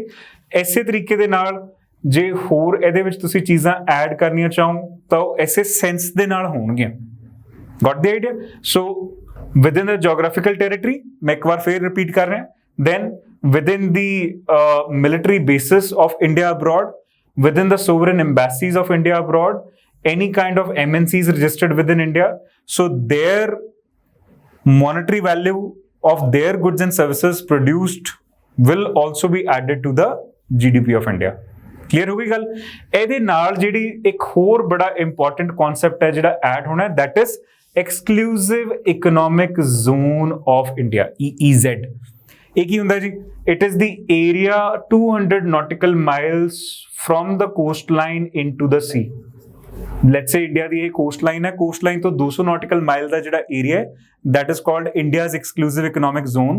ਤਾਂ ਉਹਦੇ ਵਿੱਚ ਜੋ ਵੀ ਫਿਸ਼ਿੰਗ ਐਕਟੀਵਿਟੀ ਹੈ, ਟੂਰਿਜ਼ਮ ਐਕਟੀਵਿਟੀ ਹੈ, ਬੋਟਿੰਗ ਐਕਟੀਵਿਟੀ, ਕਿਸੇ ਵੀ ਤਰ੍ਹਾਂ ਦੀ ਜੋ ਐਕਟੀਵਿਟੀ ਹੈ ਜਿਹਦੇ ਤੋਂ ਗੁੱਡਸ ਜਾਂ ਸਰਵਿਸਿਜ਼ ਕੁਛ ਵੀ ਪ੍ਰੋਡਿਊਸ ਹੁੰਦੀਆਂ, ਉਹਦੀ ਜੋ ਮੋਨਟਰੀ ਵੈਲਿਊ ਹੈ ਉਹ ਵੀ GDP ਦੇ ਵਿੱਚ ਹੀ ਐਡ ਹੋਣੀ ਹੈ। ठीक, I hope this is very clear for you. Okay, so ये जेडे एस्पेक्ट्स ने exclusive economic zone, geographical territory, military basis, then sovereign embassies और any MNCs registered in India, this is part and parcel of the within the boundary of nation वाला concept, right. Then next इन्होंने लिखा जी within a period of 1 year। तो अपने ਜਿਹੜਾ year है ਆਪਾਂ ਕਹਿੰਦੇ financial year, and in India this financial year is from 1st of April to 31st of March। ठीक, so this is the financial year for India। ਬਹੁਤ ਸਾਰੀਆਂ countries ਦੇ ਵਿੱਚ ਜਿਹੜਾ ਕੈਲੰਡਰ ਈਅਰ ਹੈ ਉਹਨੂੰ ਵੀ ਫਾਈਨੈਂਸ਼ੀਅਲ ਈਅਰ ਦੇ ਤੌਰ ਤੇ ਵਰਤਿਆ ਜਾਂਦਾ ਹੈ, that is from 1st January to 31st December। But India ਦੇ ਵਿੱਚ ਜਿਹੜਾ ਇਹ ਫਾਈਨੈਂਸ਼ੀਅਲ ਈਅਰ ਹੈ that we have kept as a convention। ਇਹਦੇ ਪਿੱਛੇ ਕੋਈ ਲੌਜੀਕਲ ਗਰਾਊਂਡਸ ਜਾਂ ਜਸਟੀਫਿਕੇਸ਼ਨ ਨਹੀਂ ਹੈ, it's a convention, Britishers started this and we are continuing with this, so we are moving from 1st of April to 31st of March, right? Okay, so GDP ਦੀ definition ਦੁਬਾਰਾ repeat ਕਰਦਾ, it's the monetary value of all the final goods and services produced within the country within a year। monetary value ਲੈਣੀ ਹੈ ਜੀ, ਪੈਸਿਆਂ ਦੇ ਵਿੱਚ value ਲੈਣੀ ਹੈ, ਜਿਸ ਚੀਜ਼ ਦੀ ਪੈਸਿਆਂ ਦੇ ਵਿੱਚ ਵੈਲਿਊ ਨਹੀਂ ਉਹ ਆਪਾਂ ਲੈਣੀ ਵੀ ਨਹੀਂ। ਇਹ ਵੀ ਇਹਦੇ ਤੋਂ ਕਲੀਅਰ ਹੋ ਜਾਂਦਾ ਹੈ। For example, let's say your parents gift you a property, now that property is not received by you against a payment, so there is no monetary value attached to that property, that is why we don't have to focus upon it। ठीक है जी, alright, ਅੱਗੇ ਚੱਲਦੇ ਹਾਂ। so I hope it is very clear for you। So for India, this calendar year is 1st April to 31st March। मैं पहले ही ਤੁਹਾਡੇ ਵਾਸਤੇ ਲਿਖ ਕੇ ਰੱਖਿਆ ਹੋਇਆ ਹੈ, ਇਸ ਲਈ ਮੈਂ ਕਹਿਣਾ ਵੀ ਜਿਹੜੀ ਪ੍ਰੈਜੈਂਟੇਸ਼ਨ ਹੈ ਉਹਨੂੰ ਯੂਜ਼ ਕਰਨਾ, ਪਰ ਨਾਲ ਜੇ ਮੈਂ ਕੁਝ ਐਡ ਔਨ ਪੁਆਇੰਟਸ ਦੱਸੂਗਾ ਪ੍ਰੈਜੈਂਟੇਸ਼ਨ ਦੇ ਉੱਪਰ ਹੀ ਐਡ ਕਰ ਲਿਆ ਕਰੋ। ਹਮੇਸ਼ਾ ਜਿਹੜੀ ਪ੍ਰੈਜੈਂਟੇਸ਼ਨ ਹੈ ਜਦੋਂ ਲੈਕਚਰ ਪ੍ਰੀਮੀਅਰ ਹੁੰਦਾ, ਡਾਊਨਲੋਡ ਲਿੰਕ ਉੱਥੇ ਹੀ ਦਿੱਤਾ ਹੁੰਦਾ, ਉੱਥੋਂ ਤੁਸੀਂ ਨਾਲ ਦੀ ਨਾਲ ਹੀ ਪ੍ਰੈਜੈਂਟੇਸ਼ਨ ਚੱਕ ਲੈਣੀ ਹੈ। ਠੀਕ ਹੈ, ਜੇ ਜ਼ਰੂਰਤ ਹੈ ਤਾਂ ਪ੍ਰਿੰਟ ਕਢਾ ਲੈਣਾ, ਜੇ ਤੁਸੀਂ ਸਕ੍ਰਿਬਲ ਕਿਤੇ ਹੋਰ ਕਰ ਸਕਦੇ ਹੋ ਆਪਣੇ ਆਈਪੈਡ ਤੇ ਜਾਂ ਐਜ਼ ਯੂ ਫੀਲ ਕੰਫਰਟੇਬਲ ਤਾਂ ਉੱਥੇ ਤੁਸੀਂ ਇਹਨੂੰ ਨਾਲ ਸਕ੍ਰਿਬਲ ਕਰ ਲੈਣਾ, ਨਹੀਂ ਤਾਂ ਕਾਪੀ ਪੈਨ ਤਾਂ ਤੁਹਾਡੇ ਹੱਥ 'ਚ ਹਮੇਸ਼ਾ ਹੋਣਾ ਚਾਹੀਦਾ, right. Because there will be always some things which will flow out of my experience of teaching and not merely out of the presentation, and those things will help you attach yourself to whatever we are studying here, right? ठीक है जी, ਸਿਰਫ ਸ਼ਬਦ ਨਹੀਂ ਜਿਹੜੇ ਲਿਖੇ ਹੋਏ ਆ ਉਹੀ ਨਹੀਂ, ਜਿਹੜੇ ਮੂੰਹ ਚੋਂ ਆ ਰਹੇ ਉਹ ਵੀ ਜ਼ਰੂਰੀ ਹੈ ਤੁਹਾਡੇ ਵਾਸਤੇ। ਸੋ ਬਾਰ-ਬਾਰ ਹੁਣ ਤੁਹਾਡੇ ਲਈ ਵੀਡੀਓ ਸੁਣਨਾ ਪੋਸੀਬਲ ਨਹੀਂ ਹੋਏਗਾ, ਹੈ ਨਾ। ਆਈ ਅੰਡਰਸਟੈਂਡ ਕਿ ਤੁਹਾਡੇ ਕੋਲ ਇੱਕ ਲਿਮਿਟਡ ਟਾਈਮ ਹੈ, ਸੋ ਇਸ ਕਰਕੇ ਕਾਪੀ ਪੈਨ ਹੱਥ 'ਚ ਲੈ ਕੇ ਬੈਠੋ। ਮੈਂ ਰਿਪੀਟ ਕਰੂੰਗਾ ਜਿਹੜੀ ਗੱਲ ਮੈਂ ਲਿਖਾਉਣੀ ਹੋਏਗੀ ਇੱਕ ਦੋ ਵਾਰ, ਤਾਂ ਤੁਹਾਡੇ ਕੋਲ ਲਿਖਣ ਦਾ ਟਾਈਮ ਵੀ ਰਹੇਗਾ, ਡੋਂਟ ਵਰੀ। ਓਕੇ, ਚਲੋ ਜੀ। ਸੋ ਡੀਕੋਡਿੰਗ GDP, ਇਹਨੂੰ ਹੁਣ ਜ਼ਰਾ ਧਿਆਨ ਨਾਲ ਦੇਖ ਵੀ ਲੈਣੇ ਜਿਹੜੇ ਆਪਾਂ ਸ਼ਬਦ ਵਰਤੇ ਨੇ। So when we say gross, ਤਾਂ ਗ੍ਰੋਸ ਦਾ ਕੀ ਮਤਲਬ? ਆਪਾਂ ਕਹਿੰਦੇ ਹਾਂ gross domestic product. So gross ਦਾ ਮਤਲਬ ਹੈ ਜੀ ਬੇਸਿਕਲੀ ਟੋਟਲ, ਜੋ ਆਪਾਂ ਮੈਥਸ ਜਿਹਨੂੰ ਕਹਿ ਦਿੰਦੇ ਹਾਂ ਟੋਟਲ, ਉਹਨੂੰ ਇਕਨੋਮਿਕਸ ਕਹਿ ਦਿੰਦੇ ਹਾਂ ਗ੍ਰੋਸ, ਸਾਰਾ ਕੁਝ ਇਕੱਠਾ ਕਰਕੇ। ਠੀਕ ਹੈ ਜੀ। then domestic, so it means all economic activities done within the boundary of a nation or a country by its own capital, ਸਾਰਿਆਂ ਨਾਲੋਂ important part, ਆਪਣੇ ਪੈਸੇ ਲਾ ਕੇ ਜਿਹੜਾ ਕੰਮ ਕੀਤਾ ਗਿਆ, right? then product, it is used to define the goods and services together. So सारे वास्ते इक्को ही शब्द यूज होता है product. Then final, it means the stages of product after which there is no chance of value addition in it. मतलब जिवें आपां हुणे शर्ट दी गल कीती सी ते फाइनल कंज्यूमर ने जाके खरीद ली, उस तों बाद ਉਹਦੇ ਵਿੱਚ वैल्यू एडिशन नहीं होनी, right? Okay, now moving on to next one. This is NDP. So gross domestic product तो ਆਪਾਂ ਗਏ net domestic product ਦੇ ਵਿੱਚ. ਹੁਣ domestic product ਦਾ domestic product ਹੀ ਹੈ, ਫਰਕ ਕੀ ਪਿਆ? gross to net. ਤਾਂ ਜਿਹੜੇ ਮੇਰੇ ਕਮਰਸ ਵਾਲੇ ਸਟੂਡੈਂਟਸ ਨੇ ਉਹਨਾਂ ਨੂੰ ਪਤਾ ਹੋਣਾ ਹੈ that basically gross minus depreciation is equal to net. ਬਸ ਇੰਨਾ ਹੀ ਸਿੰਪਲ ਹੈ, ਹੋਰ ਕੁਛ ਨਹੀਂ. ਇਹ ਵੀ ਡੋਮੈਸਟਿਕ ਪ੍ਰੋਡਕਟ ਆ, ਉਹ ਵੀ ਡੋਮੈਸਟਿਕ ਪ੍ਰੋਡਕਟ ਆ, ਬਾਕੀ ਗੱਲਾਂ ਉਹੀ ਰਹਿਣੀਆਂ. ਫਰਕ ਕਿਹਦਾ ਸਮਝਣ ਵਾਲੀ ਗੱਲ ਇੱਥੇ ਕੀ ਹੈ? ਡੈਪਰੀਸੀਏਸ਼ਨ. ਇਹ ਕੀ ਹੁੰਦਾ? gross minus depreciation is equal to net. Depreciation is essentially consumption of capital. ਕੀ ਮਤਲਬ? ਹੁਣ ਜਿਹੜੇ ਫੋਨ ਤੇ ਤੁਸੀਂ ਜਾਂ ਲੈਪਟਾਪ ਦੇ ਉੱਪਰ ਜਾਂ ਕਿਤੇ ਵੀ ਜੋ ਇਹ ਲੈਕਚਰ ਤੁਸੀਂ ਦੇਖ ਰਹੇ ਹੋ, ਇਹ ਜਿਹੜਾ ਪ੍ਰੋਡਕਟ ਤੁਸੀਂ ਯੂਜ਼ ਕਰ ਰਹੇ ਹੋ, ਇਹਦੀ value over a period of time ਘਟਣੀ ਹੈ. ਜਦੋਂ ਤੁਸੀਂ ਫਸਟ ਹੈਂਡ ਖਰੀਦ ਕੇ ਲੈ ਕੇ ਆਂਦਾ ਸੀ, ਉਦੋਂ ਇਹਦੀ ਕੁਛ ਹੋਰ ਵੈਲਿਊ ਸੀ, ਅੱਜ ਕੁਛ ਹੋਰ ਵੈਲਿਊ ਹੈ. ਸੋ ਬੇਸਿਕਲੀ ਇਹ ਵੈਲਿਊ ਦਾ ਘਟਣ ਨੂੰ ਹੀ ਆਪਾਂ ਕਹਿੰਦੇ ਆ ਜੀ ਡੈਪਰੀਸੀਏਸ਼ਨ. ਠੀਕ ਹੈ, ਇਸੇ ਤਰੀਕੇ ਨਾਲ ਯਾਦ ਕਰੋ, ਤੁਹਾਡੇ ਕੋਲ ਜਿਹੜੀ ਵੀ ਕਾਰ ਜਾਂ ਮੋਟਰਸਾਈਕਲ ਜਾਂ ਕੁਛ ਵੀ ਹੈ, ਹੁਣ ਉਸ ਚੀਜ਼ ਨੂੰ ਜਦੋਂ ਤੁਸੀਂ ਫਸਟ ਟਾਈਮ ਇੰਸ਼ੋਰੈਂਸ ਕਰਾਉਣੇ ਹੋ ਤਾਂ ਆਪਣੀ ਫੁੱਲ ਵੈਲਿਊ ਤੇ ਇੰਸ਼ੋਰੈਂਸ ਹੁੰਦੀ ਹੈ. ਨੈਕਸਟ ਟਾਈਮ ਜਦੋਂ ਇੰਸ਼ੋਰੈਂਸ ਕਰਾਉਣਾ ਤਾਂ ਕੁਛ ਘਟ ਕੇ ਵੈਲਿਊ ਤੇ ਇੰਸ਼ੋਰੈਂਸ ਹੁੰਦਾ, ਤਾਂ ਉਹ ਜੋ ਘਟ ਕੇ ਹੁੰਦਾ ਉਸ ਨੂੰ ਡੈਪਰੀਸੀਏਸ਼ਨ ਕਹਿੰਦੇ ਨੇ. Got it? So that is the consumption of fixed capital. ਬਸ ਇੰਨੀ ਗੱਲ ਯਾਦ ਰੱਖਣੀ.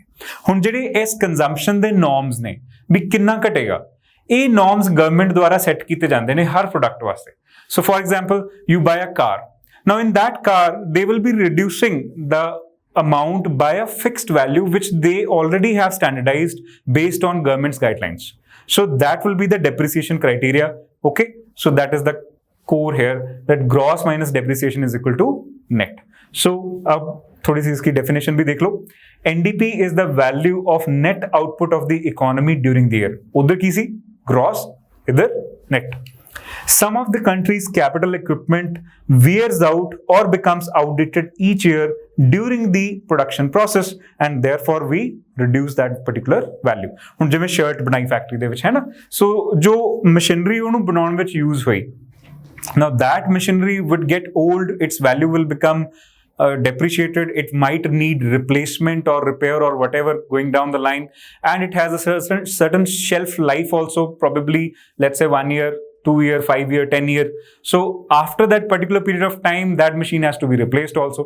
So year on year its value is going to decrease, and that is essentially the depreciation. So that's why the consumption of fixed capital is depreciation. Got it? So that depreciation gets us to NDP. So एक ਹੁਣ मैं ਇੱਥੇ side ਤੇ ਤੁਹਾਡੇ ਲਈ ਬਣਾ ਰਿਹਾ, for going from GDP to NDP, what do we have to do? We just have to minus depreciation.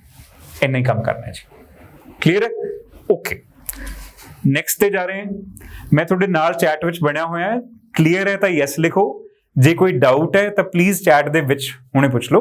I am with you, I love to help you right away. Let's not delay the help that you need. ਨਾਲ ਦੀ ਨਾਲ question ਪੁੱਛੋ, right? But ਇੱਕ ਤੁਹਾਡੇ ਲਈ ਗੁਜ਼ਾਰਿਸ਼ ਹੈ, please ਜੋ ਵੀ ਤੁਹਾਡੇ ਕੁਐਸਚਨ ਹੋਣ ਚੱਲ ਰਹੇ ਲੈਕਚਰ ਦੇ ਵਾਸਤੇ ਹੋਣ, then they are much appreciated.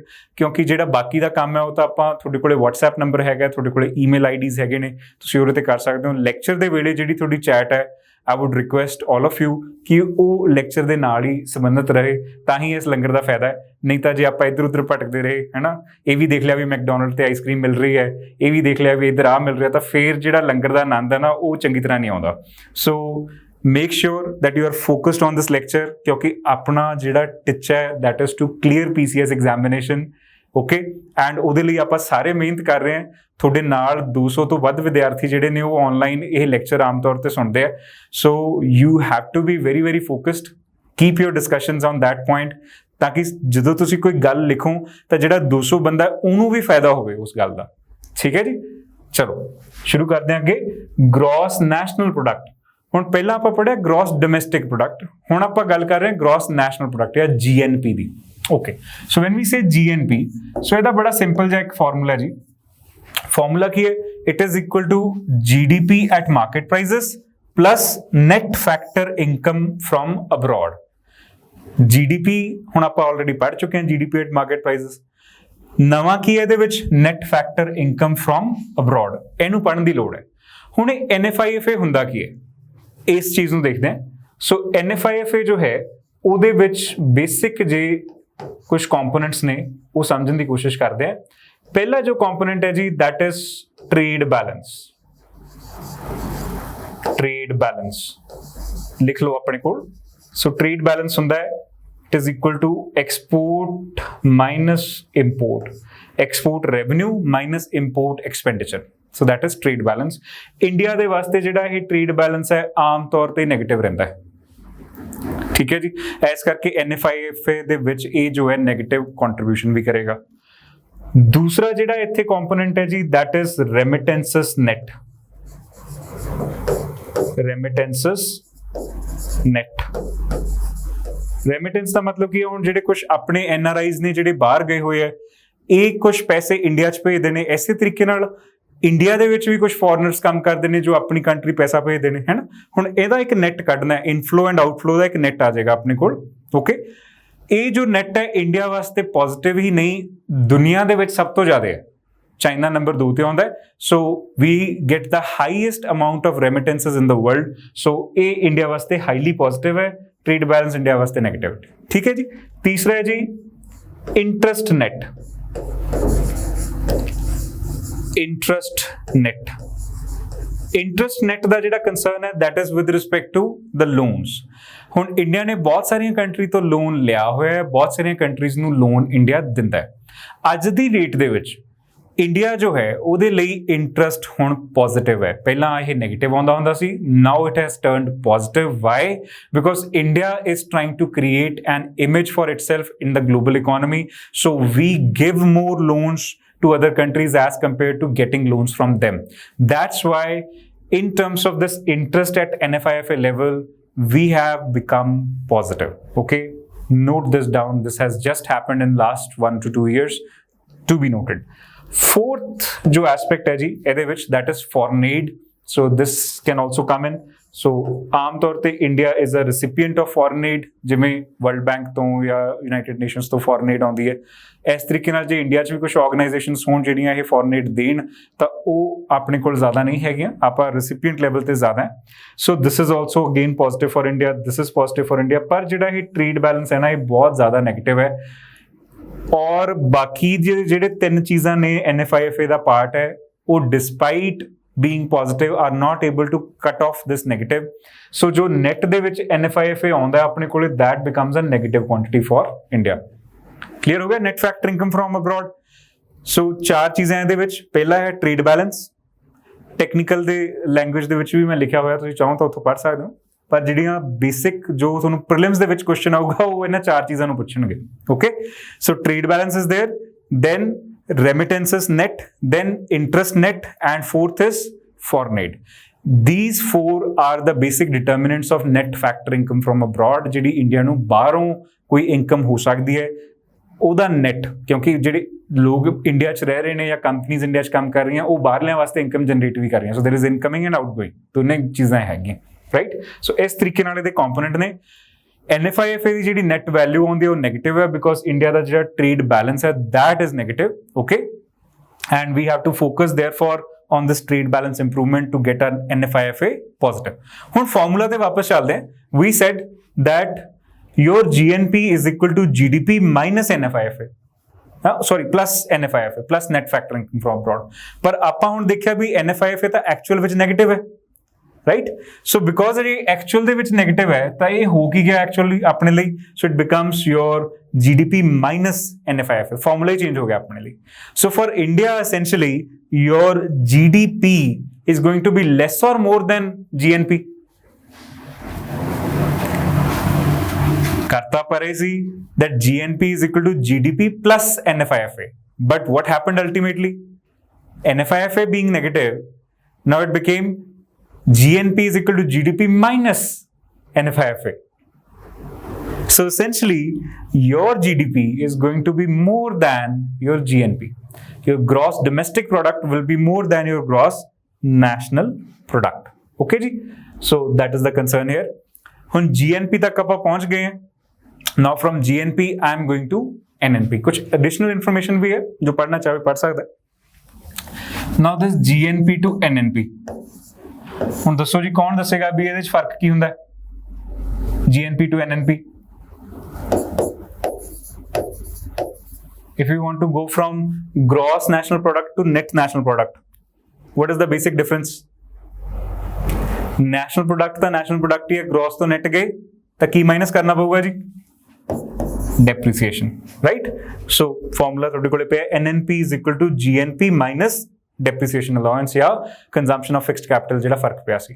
ਸੋ ਇਸ ਤਰੀਕੇ ਦੇ ਨਾਲ ਆਪਾਂ ਨੈਟ ਨੈਸ਼ਨਲ ਪ੍ਰੋਡਕਟ ਤੇ ਪਹੁੰਚਦੇ ਹਾਂ। ਔਰ ਇਹ ਜੋ ਨੈਟ ਨੈਸ਼ਨਲ ਪ੍ਰੋਡਕਟ ਹੈ, this is actually the national income of India. Paper ਦੇ ਵਿੱਚ ਨਾ ਤੁਹਾਨੂੰ ਸਿੱਧਾ ਜਿਹਾ ਕੁਐਸਚਨ ਆਉਂਦਾ ਹੈ, which of the following is the best determinant of national income of India? ਅੱਖਾਂ ਬੰਦ ਕਰਕੇ ਮਾਰਕ ਕਰ ਦੇਣਾ ਨੈਟ ਨੈਸ਼ਨਲ ਪ੍ਰੋਡਕਟ, ਠੀਕ ਹੈ, ਜ਼ਿਆਦਾ ਟੈਨਸ਼ਨ ਨਹੀਂ ਲੈਣੀ।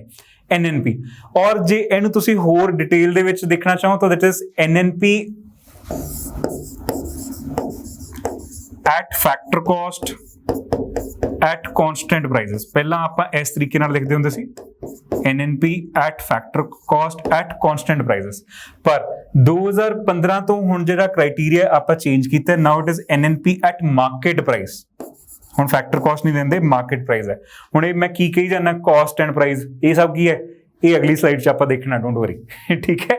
ਸੋ NNP at factor cost at constant prices, ਇਹ 2015 ਤੱਕ ਇਹ ਕ੍ਰਾਈਟੇਰੀਆ ਸੀ। 2015 ਤੋਂ ਬਾਅਦ ਹੁਣ ਆਪਾਂ ਕਹਿੰਦੇ NNP at market price at constant prices, ਠੀਕ ਹੈ ਜੀ। ਹੁਣ ਇਸ ਤਰੀਕੇ ਦੇ ਨਾਲ ਆਪਾਂ ਦੇਖਦੇ ਹਾਂ, ਹੁਣ ਕਹਿੰਦੇ NNP ਐਟ ਕੌਨਸਟੈਂਟ ਮਾਰਕੀਟ ਪ੍ਰਾਈਸਿਸ। ਇਹ ਕੌਨਸਟੈਂਟ ਕਰੰਟ ਕੀ ਹੁੰਦਾ ਹੈ, ਫੈਕਟਰ ਕਾਸਟ ਜਾਂ ਮਾਰਕੀਟ ਪ੍ਰਾਈਸਿਸ ਕੀ ਹੁੰਦਾ, ਇਹ ਸਾਰੀਆਂ ਚੀਜ਼ਾਂ ਵੀ ਆਪਾਂ ਹੁਣੇ ਸਾਰੀਆਂ ਸਮਝਣੀਆਂ। ਸੋ ਐਜ਼ ਇਟ ਇਜ਼ ਪਹਿਲਾਂ ਇਹ ਚੀਜ਼ ਨੋਟ ਕਰੋ, ਨੈਸ਼ਨਲ ਇਨਕਮ ਦੇ ਲਈ ਜਿਹੜਾ ਕੋਰ ਡਿਟਰਮੀਨੈਂਟ ਹੈ, that is NNP, that is the first thing that you have to note down in your notes। ਔਰ ਉਹਨੂੰ ਜੇ ਐਕਸਪੈਂਡ ਕਰਕੇ ਆਪਾਂ ਲਿਖਦੇ ਹਾਂ, ਸੋ right now it is NNP at constant market prices। ਬਸ ਇੰਨਾ ਆਪਣੇ ਨੋਟਸ ਦੇ ਵਿੱਚ ਲਿਖੋ, NNP at constant market prices, right? So that is the real time determinant of your national income। ਹੁਣ NNP at factor cost ਜਦੋਂ ਕਿਹਾ ਜਾਂਦਾ ਹੈ, ਜਾਂ NNP at market price ਜਾਂ basic price, ਇਹ ਸਾਰੀਆਂ ਚੀਜ਼ਾਂ ਜਿਹੜੀਆਂ ਇਹਨਾਂ ਨੂੰ ਥੋੜਾ ਜਿਹਾ ਸਮਝਣ ਦੀ ਕੋਸ਼ਿਸ਼ ਕਰਾਂਗੇ। So when we say NNP at factor cost, so what it basically means is factory ਦੇ ਲੈਵਲ ਤੇ ਜਦੋਂ ਆਪਾਂ ਗੱਲ ਕਰੀਏ ਤਾਂ ਕਿੰਨੀ ਕਾਸਟ ਪਈ, ਉਹਦੇ ਹਿਸਾਬ ਨਾਲ ਮੋਨਟਰੀ ਵੈਲਿਊ ਕੱਢਣੀ ਹੈ। ਆਪਾਂ ਕਿਹਾ ਸੀ ਨਾ, monetary value of all the final goods and services produced, ਹੈ ਨਾ ਜੀ। ਸੋ ਜੋ ਮੋਨਟਰੀ ਵੈਲਿਊ ਲੈਣੀ ਹੈ, ਉਹ ਫੈਕਟਰੀ ਦੇ ਲੈਵਲ ਤੇ ਲੈਣੀ ਹੈ ਜਦੋਂ ਆਪਾਂ ਫੈਕਟਰ ਕਾਸਟ ਕਹੀਏ ਤਾਂ। ਫੈਕਟਰੀ ਦੇ ਲੈਵਲ ਤੇ ਹੁਣ ਕਿਹੜੀਆਂ ਚੀਜ਼ਾਂ ਜਿਹੜੀਆਂ ਕਾਊਂਟ ਕਰਦੇ ਆ, so you can say labour, raw material, electricity etcetera. ਇਸ ਤਰੀਕੇ ਦੀਆਂ ਜੋ ਚੀਜ਼ਾਂ ਨੇ ਜੋ ਫੈਕਟਰੀ ਦੇ ਲੈਵਲ ਤੇ ਕਾਸਟ ਕਰਨਗੀਆਂ, they will become the factor caste.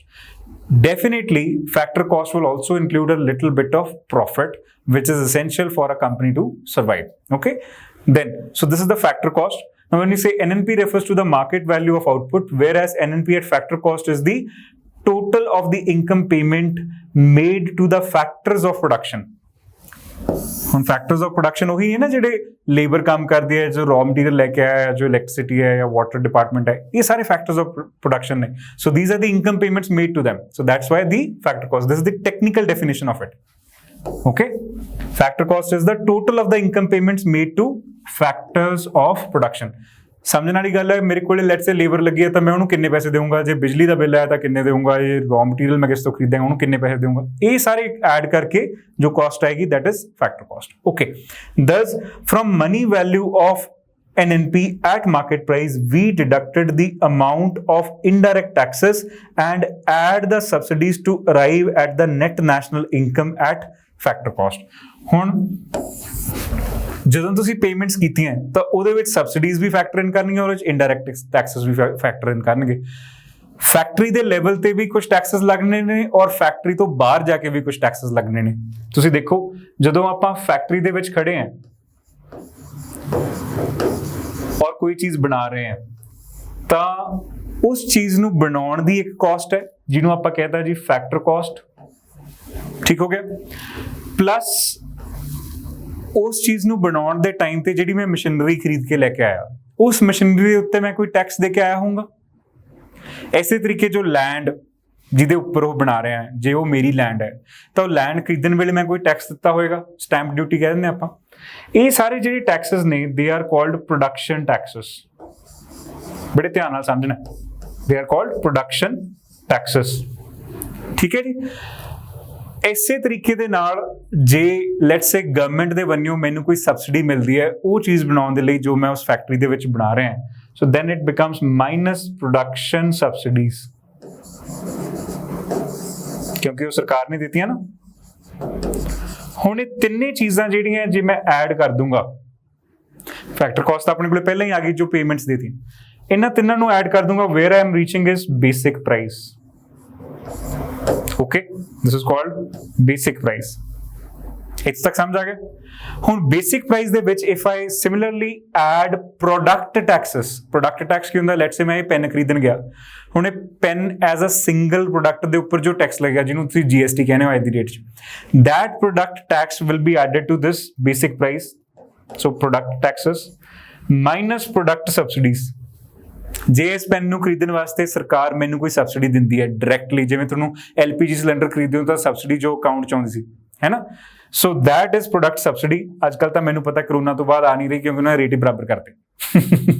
So basic price plus product taxes minus product subsidy will give you market price.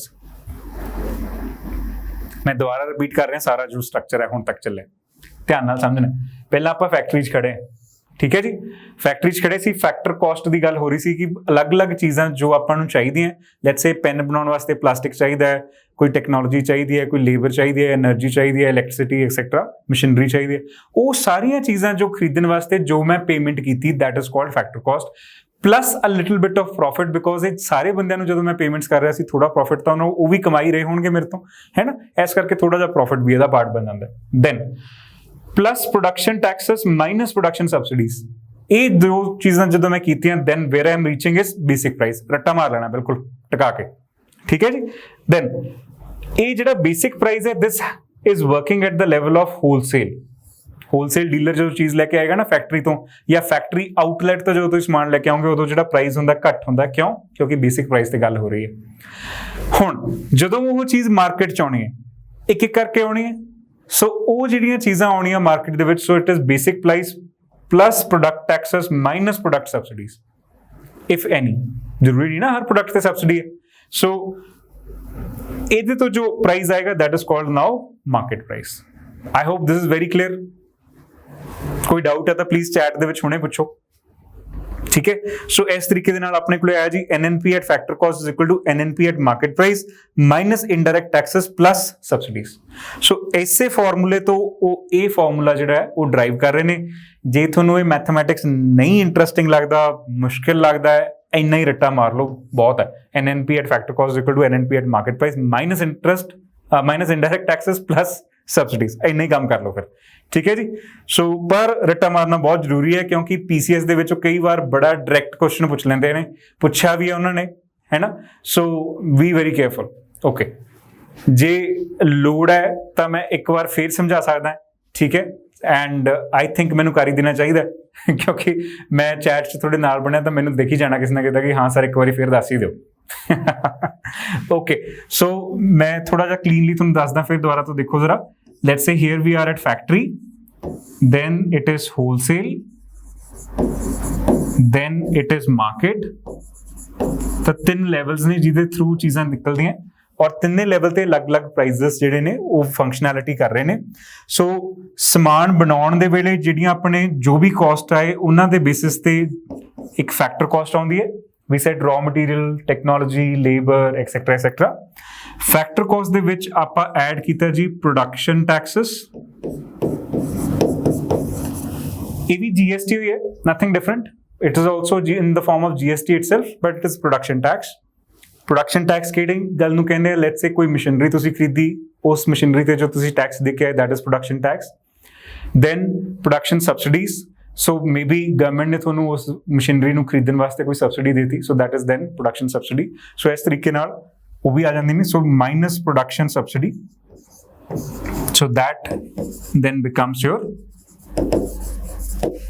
basic price. So a formula जो लगता है that is the formula of basic price. Paper ਦੇ ਵਿੱਚ ਇਹ ਵਾਲਾ formula ਵੀ ਪੁੱਛ ਲੈਂਦੇ ਨੇ as it is. ठीक है जी। ਹੁਣ basic price ਜਿਹੜਾ ਉਹ wholesale ਦੇ level ਤੇ ਕੋਟ ਹੋਣਾ ਹੈ। ਹੁਣ ਇਹਦੇ ਵਿੱਚ ਜਦੋਂ ਉਹਨੂੰ ਮਾਰਕੀਟ 'ਚ ਜਾਣਾ ਹੈ so then there will be addition of product taxes. ਹੁਣ ਇਹਨੂੰ production ਨਹੀਂ ਕਵਾਂਗੇ, ਹੁਣ product ਕਵਾਂਗੇ। so product taxes minus product subsidy. Right? So that is how it is going to move forward. So ਇਹਦੇ ਤੋਂ ਜੋ ਅੱਗੇ ਆਪਣਾ ਇਹ ਫਾਰਮੂਲਾ ਲਾਉਣ ਤੋਂ ਬਾਅਦ ਪ੍ਰਾਈਸ ਆਉਂਦਾ that is called market price. ਜਿਹੜਾ ਕਿ ਤੁਸੀਂ ਪੇ ਕਰਕੇ ਕੋਈ ਵੀ ਸਮਾਨ ਲੈ ਕੇ ਆਉਣੇ ਹੋ so that is basically the market price. Clear ਹੋ ਗਿਆ? Okay. Next concept ਤੇ ਆ ਜਾਓ personal income. So personal income ਦਾ ਫਾਰਮੂਲਾ ਜੀ ਇਹਨੂੰ ਰੱਟਾ ਮਾਰਨਾ, ਇਹਦਾ ਕੋਈ ਹੋਰ ਇਲਾਜ ਨਹੀਂ ਕਿਉਂਕਿ ਜੇ ਆਪਾਂ ਬਹੁਤ ਜ਼ਿਆਦਾ ਇਹਦੇ ਡੀਪ ਜਾਵਾਂਗੇ I'll try and explain. ਇਹ ਨਹੀਂ ਕਿ ਆਪਾਂ ਇਹਨੂੰ ਸਮਝਾਂਗੇ ਨਹੀਂ, ਪਰ ਬਹੁਤ ਜ਼ਿਆਦਾ ਜੇ ਤੁਹਾਨੂੰ ਇਹਨੂੰ ਕੰਪਲਿਕੇਟਡ ਲੱਗ ਰਿਹਾ ਤਾਂ ਬਸ ਫਿਰ ਇਹਨੂੰ ਕ੍ਰੈਮ ਕਰਕੇ ਛੱਡ ਦੇਣਾ, ਠੀਕ ਹੈ। So personal income is equal to national income minus social security contribution and undistributed corporate profits plus transfer payments. Social security contributions ਕਿਹੜੀਆਂ ਹੁੰਦੀਆਂ ਜੋ ਗਵਰਨਮੈਂਟ ਤੁਹਾਡੇ ਲਈ ਕੁਝ ਕਰ ਰਿਹਾ that is social security contribution, ਠੀਕ ਹੈ, ਜਾਂ ਤੁਸੀਂ ਕਿਤੇ ਨਾ ਕਿਤੇ ਪੇ ਆਊਟਸ ਕਰ ਰਹੇ ਹੋ that is social security contribution.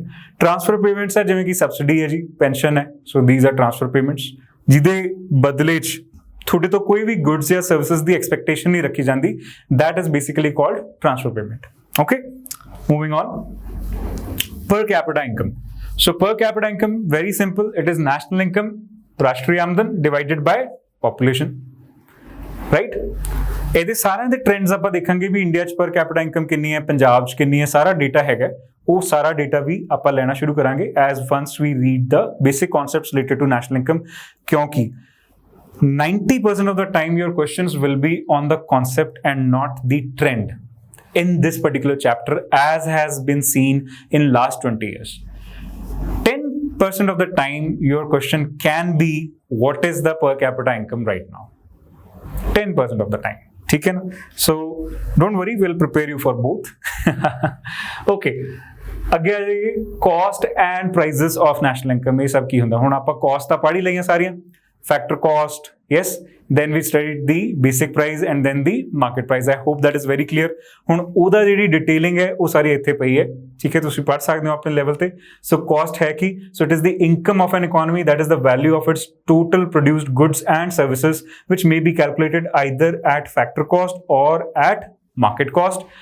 The factor cost is the input cost the producer has to incur in the process of producing something, such as the cost of capital, that is interest on loans, raw material, labor, rent or power. So you don't have to go here and there and look for notes. Notes today ਇੱਥੇ ਮਿਲਣਗੇ. That's what we'll try to ensure at Chetan Bharat Learning. Okay? ਚਲੋ ਜੀ, moving on. Now, India officially used to calculate its national income at factor cost, ਜਿਵੇਂ ਆਪਾਂ ਪਹਿਲਾਂ ਗੱਲ ਕੀਤੀ 2015 ਤੱਕ ਆਪਣਾ ਇਸ ਤਰੀਕੇ ਨਾਲ ਸਿਸਟਮ ਚੱਲਦਾ ਸੀ, though the data at market cost was also released which were used for other purposes by the government's commerce and industry since January 2015. ਪੂਰਾ ਯਾਦ ਰੱਖਣਾ, ਕੱਲਾ 2015 ਨਹੀਂ ਯਾਦ ਰੱਖ ਲੈਣਾ। ਕਈ ਵਾਰ ਕੀ ਹੁੰਦਾ ਕਿ PPSC ਜਾਂ ਸਟੇਟ ਸਿਵਲ ਸਰਵਿਸਿਜ਼ ਦੇ ਪੇਪਰ 'ਚ ਨਾ ਉਹ ਇੱਦਾਂ ਲਿਖ ਦੇਣਗੇ from 1st April 2015, ਔਰ ਆਪਾਂ ਨੂੰ ਗੱਲ ਅਪੀਜ਼ਿੰਗ ਲੱਗਦੀ ਹੈ ਬਿਕੋਜ਼ ਆਪਾਂ ਨੂੰ ਇਹ ਪਤਾ ਹੁੰਦਾ ਵੀ financial year started from 1st April, ਪਰ ਇਦਾਂ ਨਹੀਂ ਹੈ, ਠੀਕ ਹੈ ਨਾ। ਹਰ ਚੀਜ਼ ਨੂੰ ਲਾਗੂ ਕਰਨ ਦੀ ਜਿਹੜੀ ਡੇਟ ਆ ਉਹ ਚੇਂਜ ਹੋ ਸਕਦੀ ਹੈ। ਹੁਣ ਜਿਵੇਂ GST ਹੈ ਉਹ 1st April ਨੂੰ ਨਹੀਂ, ਉਹ ਜੂਨ ਜੁਲਾਈ 'ਚ ਲਾਗੂ ਹੋਇਆ ਜਾ ਕੇ, ਸੋ ਇਸ ਤਰੀਕੇ, ਠੀਕ ਹੈ ਜੀ। ਸੋ January 2015 the central statistic office has switched over to calculating it at market price. ਹੁਣ ਇਹ ਸੈਂਟਰਲ ਸਟੈਟਿਸਟਿਕ ਆਫਿਸ ਦਾ ਵੀ ਨਾਮ ਬਦਲ ਕੇ ਕੀ ਹੋ ਗਿਆ ਜੀ, 2020 ਦੇ ਵਿੱਚ NSO ਹੋ ਗਿਆ, ਨੈਸ਼ਨਲ ਸਟੈਟਿਸਟਿਕਲ ਆਫਿਸ। ਪਹਿਲਾਂ ਦੋ ਹੁੰਦੇ ਸੀ ਇਹ, there were two basic offices under Ministry of Statistics and Program Implementation. Okay. ਹੁਣ ਇਹਦੇ ਵਿੱਚ ਦੋ office C, one was CSO ਜਿਹੜਾ ਕਿ ਇਕਨੋਮਿਕ ਇੰਡੀਕੇਟਰਸ ਦੇ ਉੱਪਰ ਡੇਟਾ ਕਲੈਕਟ ਕਰਦਾ ਸੀ, other was NSSO that is National Sample Survey Office ਜਿਹੜਾ ਕਿ ਸੋਸ਼ਲ ਇੰਡੀਕੇਟਰਸ ਦੇ ਉੱਪਰ ਡੇਟਾ ਕਲੈਕਟ ਕਰਦਾ ਸੀ। But now they have been combined together in 2020 to form NSO, that is National Statistical Office. ਹੁਣ ਇੱਕੋ ਹੀ ਹੈ ਔਰ ਇਹੀ ਸਾਰੇ ਡੇਟਾਸ ਕੱਲਾ ਹੀ ਦੇ ਰਿਹਾ ਹੈ। तो ਆਪਣੇ ਜੋ ਨੈਸ਼ਨਲ ਇਨਕਮ ਅਕਾਊਂਟਿੰਗ ਦੇ ਡੇਟਾਸ ਨੇ that's also given by this particular single body. Okay. National income accounting ਦੀ ਨਾ ਇੱਕ ਹਿਸਟਰੀ ਹੈ, ਤੁਸੀਂ ਜੇ NCERT ਪੜ੍ਹੀ ਹੋਏਗੀ ਤਾਂ you would come to know, ਜਿਹੜੀ ਮੈਂ ਤੁਹਾਨੂੰ ਕਿਹਾ ਸੀ ਵੀ ਪੜ੍ਹਨੀ ਸ਼ੁਰੂ ਕਰ ਦਿਓ। ਸੋ ਹਿਸਟਰੀ ਇਹ ਹੈ ਕਿ ਸਭ ਤੋਂ ਪਹਿਲਾਂ ਜਿਹੜੀ ਨੈਸ਼ਨਲ ਇਨਕਮ ਅਕਾਊਂਟਿੰਗ ਹੈ that was done by Dada Bhai Nauroji, the grand old man of India, in his book, Poverty and Un-British Rule in India. This was the name of his book, ਜਿਹਦੇ ਵਿੱਚ ਉਹਨਾਂ ਨੇ one particular year ਇੱਕ ਪੂਰਾ national income ਡਰਾ out ਕਰਨ ਦੀ ਕੋਸ਼ਿਸ਼ ਕੀਤੀ, ਔਰ ਡਰੇਨ ਆਫ ਵੈਲਥ ਥਿਊਰੀ ਵੀ ਇਹਦੇ ਨਾਲ ਹੀ ਕਨੈਕਟਡ ਹੈ, ਠੀਕ ਹੈ। ਇਦੋਂ ਬਾਅਦ ਵੀ ਬਹੁਤ ਸਾਰੇ ਐਸਟੀਮੇਟਸ ਜਿਹੜੇ ਨੇ 3-4 ਆਪਣੇ ਆਏ ਨੇ, ਜਿਵੇਂ ਬਾਲ ਗੰਗਾਧਰ ਤਿਲਕ ਦਾ ਵੀ ਇੱਕ ਐਸਟੀਮੇਟ ਹੈ ਨੈਸ਼ਨਲ ਇਨਕਮ ਦਾ, ਓਕੇ। MG ਰਾਨਾਡੇ ਦਾ ਵੀ ਇੱਕ ਨੈਸ਼ਨਲ ਇਨਕਮ ਦਾ ਐਸਟੀਮੇਟ ਹੈ। ਸੋ ਥੀਸ ਵਰ ਦ ਫੈਲੋਜ਼ ਵਿਚ ਇੰਟਰਸਟਡ ਦੈਮਸੈਲਵਸ ਇਨ ਦਿਸ। ਬ੍ਰਿਟਿਸ਼ਰਸ ਨੇ ਇਹਨੂੰ ਲੈ ਕੇ ਕੋਈ ਖਾਸ ਕੰਮ ਨਹੀਂ ਕੀਤਾ ਨੈਸ਼ਨਲ ਇਨਕਮ ਐਸਟੀਮੇਟਸ ਨੂੰ ਲੈ ਕੇ। post independence ਜਿਹੜੇ first 3 national income estimates ਆਏ ਇੰਡੀਆ ਕੋਲੇ, that is from 1947 onwards till 1950. So these estimates were done by a national income estimation committee which was headed by PC Mahalanobis, Prasanta Chandra Mahalanobis। ਇਹ ਬੜਾ famous ਬੰਦਾ ਰਿਹਾ, ਅੱਗੇ ਜਾ ਕੇ planning 'ਚ ਵੀ ਆਪਾਂ ਇਹਦੇ ਬਾਰੇ ਗੱਲ ਕਰਾਂਗੇ। PC Mahalanobis and his counterparts, they helped in establishment of the organization which we called CSO, Central Statistical Office, okay? And this CSO calculated and did the national income accounting from 1951 till 2019. 2020 onwards, 2019-2020 onwards, now we have a new organization. It is after the merger of the old organization, this organization has been formed. That is now NSO. And now all the national income estimation and accounting is done by NSO. I hope history ਤੁਹਾਨੂੰ lesson ਵਧੀਆ ਲੱਗਿਆ ਹੋਵੇਗਾ। ਅੱਗੇ ਚੱਲਦੇ ਹਾਂ। Okay, ਥੋੜੀ story telling ਵੀ ਵਿੱਚ ਜ਼ਰੂਰੀ ਹੈ, ਚਾਹੇ ਉਹ ਕਨਸੈਪਟ ਦੇ ਨਾਲ ਰਿਲੇਟਡ ਹੀ ਹੋਵੇ। It creates interest, I hope so. Okay, ਚਲੋ ਅੱਗੇ ਵਧਦੇ ਹਾਂ ਜੀ। The market price is calculated by adding the product taxes, ਜਿਵੇਂ ਆਪਾਂ ਗੱਲ ਕਰ ਲਈਏ, to the factor cost. This way, India switched over to the popular international practice. Once the GST has been implemented, it will be easier for India to calculate its national income at market prices. So, ਹੁਣ ਆਪਣੇ ਲਈ ਇਹ calculate ਕਰਨਾ ਬੜਾ easy ਹੋ ਜਾਂਦਾ because of GST, and it makes a fair amount of sense for it. ਚਲੋ ਜੀ ਅੱਗੇ ਆ ਜਾਓ। prices, okay? So, ਆਪਾਂ ਥੋੜਾ ਜਿਹਾ ਇਹਦੇ ਬਾਰੇ ਪਹਿਲਾਂ ਵੀ ਡਿਸਕਸ ਕਰ ਚੁੱਕੇ ਹਾਂ ਬੇਸਿਕ ਕਨਸੈਪਟ ਦੇ ਵਿੱਚ। So, what is it? So, income can be divided into 2 kinds of prices. ਹੁਣ ਆਪਾਂ ਉਦੋਂ ਗੱਲ ਕੀਤੀ ਸੀ ਨਾ, constant prices and current prices. So ਉਹੀ ਹੈ ਇੱਥੇ ਵੀ, constant prices and current prices, that is our concern. ਆਪਾਂ ਲਿਖਿਆ ਸੀ national income ਦੇ ਬਾਰੇ, it is NNP at constant market prices. 2015 ਤੋਂ ਬਾਅਦ ਆਪਾਂ ਇਦਾਂ ਗੱਲ ਕਰਦੇ ਹਾਂ, NNP at constant market prices. ਹੁਣ ਵਿੱਚ market price ਵਾਲੀ ਗੱਲ ਕੀ ਹੈ ਉਹ ਤਾਂ ਆਪਾਂ ਦੇਖ ਲਿਆ, that is factor cost plus indirect taxes minus subsidies ਕਰ ਦਿਓ ਤੇ you will get there. Now the thing is constant prices, एक ही है जी। Okay, so there are 2 kinds, one is current price and other is constant price. Current price ਹੁੰਦਾ ਹੈ ਤੁਸੀਂ ਹੁਣੇ market ਜਾਓ, so the price that the shopkeeper will quote you for a particular good or service, that is essentially the current price, okay? Constant price is a price fixed as per something called base year. Base year. What is this base year? So it is the price on which the whole basis will work on. Okay. So base year is generally a normal year within the economy. When I say normal, that means the prices will be at equilibrium levels of demand and supply. ਜਿਹੜੀ ਤੁਸੀਂ ਕੱਲ ਪੜਿਆ ਸੀਗਾ ਪਿਛਲੇ lecture ਦੇ ਵਿੱਚ। So demand and supply ਦੇ ਜਿਹੜੇ equilibrium level ਦੇ ਜੋ prices ਚੱਲ ਰਹੇ ਹੋਣਗੇ, बहुत ज़्यादा extremities नहीं आईयां होनी, कोई there is no disaster, there is no war, nothing led to a spurt in prices artificially, okay? So such kind of prices are called constant prices, and they are fixed as per an ongoing base year. Now this base year is again chosen by your NSO, National Statistical Office itself. Generally this choice is done every 5 to 10 years. Last time this choice was done in 2015. So we changed the base year to 2011-12, okay? Prior to that, in 2010, we had the base year of Indian economy as 2004-5. Price data ਜਿਹੜਾ goods and services ਦਾ ਉਹ ਆਪਾਂ ਹਰ ਸਾਲ monitor ਕਰਦੇ ਰਹਿੰਦੇ ਹਾਂ ਕਿ ਕਿੰਨਾ ਹੈ, ਤਾਂ ਉਹਦੇ ਹਿਸਾਬ ਨਾਲ ਆਪਾਂ ਜਿਹੜਾ price data ਉਹ CSO, NSO ਹੁਣ ਅੱਜ ਦੀ ਰੇਟ ਸਾਂਭ ਕੇ ਰੱਖਦਾ ਹੈ। ਅੱਗੇ ਆਉਣ ਵਾਲੇ ਟਾਈਮ 'ਚ ਆਪਾਂ ਉਹੀ ਪ੍ਰਾਈਸਿਸ ਨੂੰ ਕੰਪੇਅਰ ਕਰ ਲੈਂਦੇ ਹਾਂ ਤਾਂ ਆਪਾਂ ਨੂੰ ਪਤਾ ਲੱਗ ਜਾਂਦਾ ਕਿ ਮਹਿੰਗਾਈ ਕਿਸ ਤਰੀਕੇ ਨਾਲ ਚੱਲ ਰਹੀ ਹੈ ਜਾਂ ਗਰੋਥ ਕਿਸ ਤਰੀਕੇ ਨਾਲ ਚੱਲ ਰਹੀ ਹੈ, ਡਿਮਾਂਡ ਸਪਲਾਈ ਦਾ ਇਕੁਇਲਿਬਰੀਅਮ ਕਿਸ ਤਰੀਕੇ ਨਾਲ ਪਰਫਾਰਮ ਕਰ ਰਿਹਾ ਹੈ, ਇੱਕੋ ਦਮ ਕੋਈ ਪ੍ਰਾਈਸਿਸ ਵੱਧ ਤਾਂ ਨਹੀਂ ਰਹੇ। ਇਹ ਸਾਰੀਆਂ ਚੀਜ਼ਾਂ ਬਾਰੇ ਆਪਾਂ ਨੂੰ ਪਤਾ ਲੱਗਦਾ ਹੈ। ਇਸ ਕਰਕੇ NSO ਦੀ ਅੱਜ ਦੀ ਡੇਟ 'ਚ ਇਹ ਰਿਸਪੌਂਸਿਬਿਲਿਟੀ ਹੈ ਕਿ ਉਹ ਸਾਰਾ ਪ੍ਰਾਈਸ ਡੇਟਾ ਕਲੈਕਟ ਕਰਕੇ ਰੱਖੇਗਾ in terms of goods and services whichever are being sold in Indian market. ਠੀਕ ਹੈ ਜੀ, ਓਕੇ। ਅੱਜ ਦੀ ਡੇਟ 'ਚ ਇਹ ਹੈ। ਹੁਣ ਤੁਸੀਂ ਦੇਖ ਸਕਦੇ ਹੋ ਵੀ 2010 ਚ ਕੀਤਾ, ਫਿਰ 15 ਚ ਕੀਤਾ, ਤਾਂ ਹੁਣ ਅਗਲਾ ਜਿਹੜਾ ਰਿਵੀਜ਼ਨ ਹੈ that is pending. So 2020 revision is yet pending. Maybe very soon the government announces that 2017-18 can be the base year. ਇਸ ਤਰੀਕੇ ਦੀਆਂ ਖਬਰਾਂ already ਅਖਬਾਰ 'ਚ ਆ ਰਹੀਆਂ, but this is a current affair that you will have to update ਜਦੋਂ ਵੀ ਇਹ ਆਏਗਾ। ਪੇਪਰ ਤੋਂ ਪਹਿਲਾਂ ਇਸ ਚੀਜ਼ ਦਾ ਬਹੁਤ ਧਿਆਨ ਰੱਖਣਾ, ਕਦੋਂ ਵੀ ਗਵਰਨਮੈਂਟ ਇਹਨੂੰ ਅਨਾਉਂਸ ਕਰ ਸਕਦੀ ਹੈ। It is yet to be consolidated, ਪਰ ਜਦੋਂ ਵੀ ਹੁੰਦਾ PCS ਦੇ ਵਿੱਚ ਇੱਕ ਕੁਐਸਚਨ ਆਇਆ ਸੀ 2015 ਦਾ ਜਦੋਂ ਪੇਪਰ ਹੋਇਆ ਨਾ, ਤੁਸੀਂ ਚੱਕ ਕੇ ਦੇਖਿਓ, ਕੁਐਸਚਨ ਪੁੱਛਿਆ what is the base year of Indian economy, ਤਾਂ ਉਹ 2011-12 ਦਾ ਬੇਸ ਈਅਰ ਜਿਹੜਾ ਹੈ ਇਹ ਪੁੱਛਿਆ ਗਿਆ ਸੀ, ਬਸ ਇੰਨਾ ਹੀ ਆਨਸਰ ਸੀ ਉਹਦਾ। ਹੁਣ 2020 ਆ ਗਿਆ, ਬੇਸ ਈਅਰ ਹਲੇ ਸਿਲੈਕਟ ਹੋਣਾ ਹੈ, ਗਵਰਨਮੈਂਟ ਨੇ ਪਬਲਿਸ਼ ਕਰਨਾ ਹੈ। ਜਿਹੜੀਆਂ ਅਟਕਲਾਂ ਲਗਾਈਆਂ ਜਾ ਰਹੀਆਂ ਉਹ 2017-18 ਨੂੰ ਲੈ ਕੇ ਲਗਾਈਆਂ ਜਾ ਰਹੀਆਂ। ਆਫੀਸ਼ੀਅਲ ਨੋਟੀਫਿਕੇਸ਼ਨ ਹਲੇ ਪੈਂਡਿੰਗ ਹੈ, ਜਦੋਂ ਆ ਜਾਏਗੀ ਬਹੁਤ ਧਿਆਨ ਨਾਲ ਯਾਦ ਕਰਕੇ ਜਾਣਾ ਹੈ, ਕਿਉਂਕਿ ਪੇਪਰ ਦੇ ਵਿੱਚ ਬੜਾ ਡਾਇਰੈਕਟ ਕੁਐਸਚਨ ਇਹਦੇ ਬਾਰੇ ਪੁੱਛਿਆ ਜਾ ਸਕਦਾ ਹੈ। B very very careful. Okay, so that is the base year. Base year ਦੇ ਉੱਤੇ ਚੱਲ ਰਹੇ ਪ੍ਰਾਈਸਿਸ ਨੂੰ ਆਪਾਂ ਫਿਰ ਕਨਸਟੈਂਟ ਪ੍ਰਾਈਸਿਸ ਕਹਿ ਦਿੰਦੇ ਹਾਂ। ਠੀਕ ਹੈ, ਉਹਨਾਂ ਪ੍ਰਾਈਸਿਸ ਦੇ ਹਿਸਾਬ ਨਾਲ ਹੀ ਫਿਰ ਗੁੱਡਸ ਐਂਡ ਸਰਵਿਸਿਜ਼ ਜਿਹੜੀਆਂ ਉਹਨਾਂ ਨੂੰ ਕੈਲਕੂਲੇਟ ਕੀਤਾ ਜਾਂਦਾ ਹੈ। ਓਕੇ, ਚਲੋ ਜੀ, ਇੱਕ ਹੋਰ ਕਨਸੈਪਟ ਹੈ ਗ੍ਰੋਸ ਵੈਲਿਊ ਐਡਡ। ਥੋੜਾ ਜਿਹਾ ਤੁਹਾਡੇ ਵਿੱਚੋਂ ਕਿਸੇ ਨੂੰ ਹੁਣ ਕਨਫਿਊਜ਼ਨ ਆ ਸਕਦੀ ਹੈ, ਤਾਂ ਉਹ ਇਹ ਕਿ ਸਰ ਉਹ ਪ੍ਰਾਈਸਿਸ ਦੇ ਨਾਲ ਫਿਰ ਕਿੱਦਾਂ ਕੈਲਕੂਲੇਟ ਕੀਤਾ ਜਾਂਦਾ ਹੈ। ਤਾਂ ਅੱਗੇ ਜਾ ਕੇ ਆਪਾਂ ਸੈਂਸਸ ਪੜਾਂਗੇ। There is a census of product method, income method and expenditure method, ਜੋ ਕਿ ਇਸੇ ਨੈਸ਼ਨਲ ਇਨਕਮ ਦੇ ਚੈਪਟਰ ਦਾ ਹੀ ਪਾਰਟ ਹੈ। ਠੀਕ ਹੈ, ਤਾਂ ਉਹਦੇ ਵਿੱਚ ਜਿਹੜੇ ਪ੍ਰਾਈਸਿਸ ਆ ਉਹ ਯੂਜ਼ ਕਿਸ ਤਰੀਕੇ ਨਾਲ ਹੁੰਦੇ ਆ ਉਹਦੀ ਆਪਾਂ ਗੱਲ ਕਰਾਂਗੇ, ਡੋਂਟ ਵਰੀ। ਓਕੇ, ਚਲੋ। ਸੋ ਗ੍ਰੋਸ ਵੈਲਿਊ ਐਡਡ ਇਹ ਕੀ ਹੁੰਦਾ ਜੀ? ਸੋ ਹੁਣ ਤੁਹਾਨੂੰ ਯਾਦ ਆ ਆਪਾਂ ਵੈਲਿਊ ਐਡੀਸ਼ਨ ਦੀ ਗੱਲ ਕਰ ਰਹੇ ਸੀ we from cotton to textile to shirt to wholesaler to retailer and then to you finally at every stage there was certain value addition. ਇਹ ਸਾਰੀਆਂ ਵੈਲਿਊ ਐਡੀਸ਼ਨ ਜੋ ਹੈ, ਜੇ ਸਾਰੀਆਂ ਗੁੱਡਸ ਐਂਡ ਸਰਵਿਸਿਜ਼ ਦੇ ਲਈ ਆਪਾਂ ਐਡ ਕਰ ਦਈਏ then that becomes gross value added. ਠੀਕ ਹੈ, ਪਰ ਇਹਨੂੰ ਕੈਲਕੂਲੇਟ ਕਰਨਾ ਥੋੜਾ ਜਿਹਾ ਮੁਸ਼ਕਿਲ ਹੋ ਸਕਦਾ ਹੈ। ਇਸ ਕਰਕੇ ਜੋ ਫਾਰਮੂਲਾ ਹੈ ਉਹਦੇ ਬੇਸਿਸ ਤੇ ਇਹਨੂੰ ਕੈਲਕੂਲੇਟ ਕਰਨਾ ਈਜ਼ੀ ਹੈ। ਸੋ ਉਹ ਫਾਰਮੂਲਾ ਕੀ ਹੈ ਜੀ? You C it is GDP minus subsidies on products minus taxes on products। ਪਰ ਇਹਨੂੰ ਕੀ ਕਹਿੰਦੇ ਨੇ ਜੀ? it is called net indirect taxes, NIT, net indirect taxes।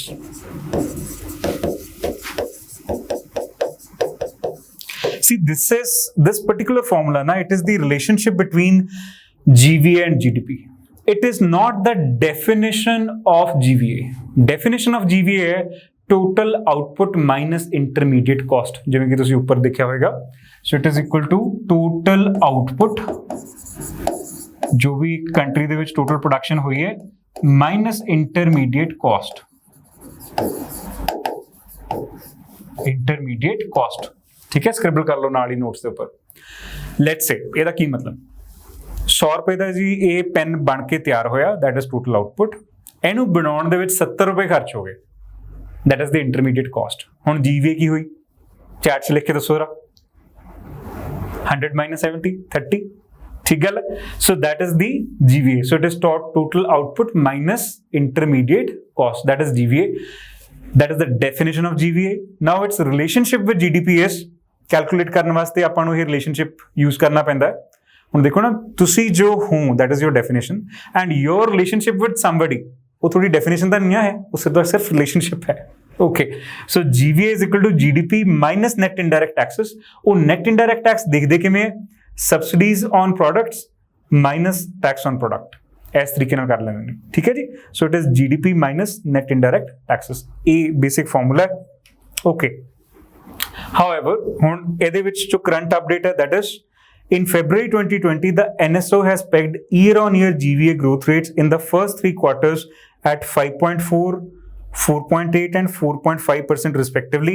ਪਰ COVID-19 ਦਾ ਕਿਹਨੂੰ ਪਤਾ ਸੀ? ਸੋ ਜਦੋਂ ਉਹ ਹੋਇਆ, ਸੋ 1% ਇਹਨਾਂ ਨੂੰ ਡਾਊਨਵਰਡ ਰਿਵੀਜ਼ਨ ਕੀਤੀ ਗਈ ਹੈ। Right now for the first 3 quarters of 2019, 2020 and moving on, ਉਹ ਕਿੰਨਾ ਆਇਆ? 4.8, 4.3 and 3.5 ਇੰਨਾ ਆ ਗਿਆ।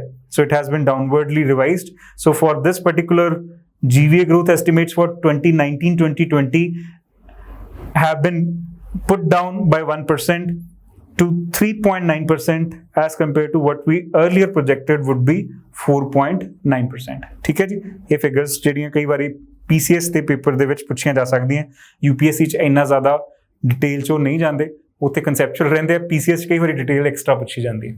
ਓਕੇ, ਨਾਓ ਇੱਕ ਨਵਾਂ ਜੋ ਸਿਸਟਮ ਜੋ ਮੈਂ ਕਹਿ ਰਿਹਾ ਸੀ ਕਿ 2015 ਚ ਆਪਾਂ ਇੱਕ ਨੈਕਸਟ ਸਿਸਟਮ ਤੇ ਆਏ ਹਾਂ, ਤਾਂ ਉਸ ਸਿਸਟਮ ਦੇ ਬਾਰੇ ਥੋੜਾ ਜਿਹਾ ਜਾਣ ਲੈਣੇ ਨੈਸ਼ਨਲ ਇਨਕਮ ਅਕਾਊਂਟਿੰਗ ਦੇ ਵਿੱਚ। So in 2015, India opted to make major changes to its compilation of national accounts and decided to bring the whole process into conformity with the United Nations systems of national accounts, that is 2008. So ਉਦੋਂ ਇਹ ਬਣਾਇਆ ਗਿਆ ਸੀ, ਉਹਦੇ ਨਾਲ conformity ਦੇ ਵਿੱਚ ਆਉਣ ਲਈ we changed. The SNA is the internationally agreed standard set of recommendations on how to compile measures of economic activity. किस तरीके नाल तुसी किसी country दे विच economic activity measure करनी है, उहदे लई SNA is a standardized system, internationally agreed upon system, so that's where we changed. Okay, so it describes a coherent, consistent and integrated set of macroeconomic accounts in the context set of internationally agreed concepts, definitions, classifications and accounting rules. So जो GVA ਦਾ system है वो वैसे लिए internationally agreed upon है, it is easy to understand कि actual होया की। As per SNA, GVA is defined as the value of output minus value of intermediate consumption and is a measure of contribution to the growth made by an individual producer, industry or sector.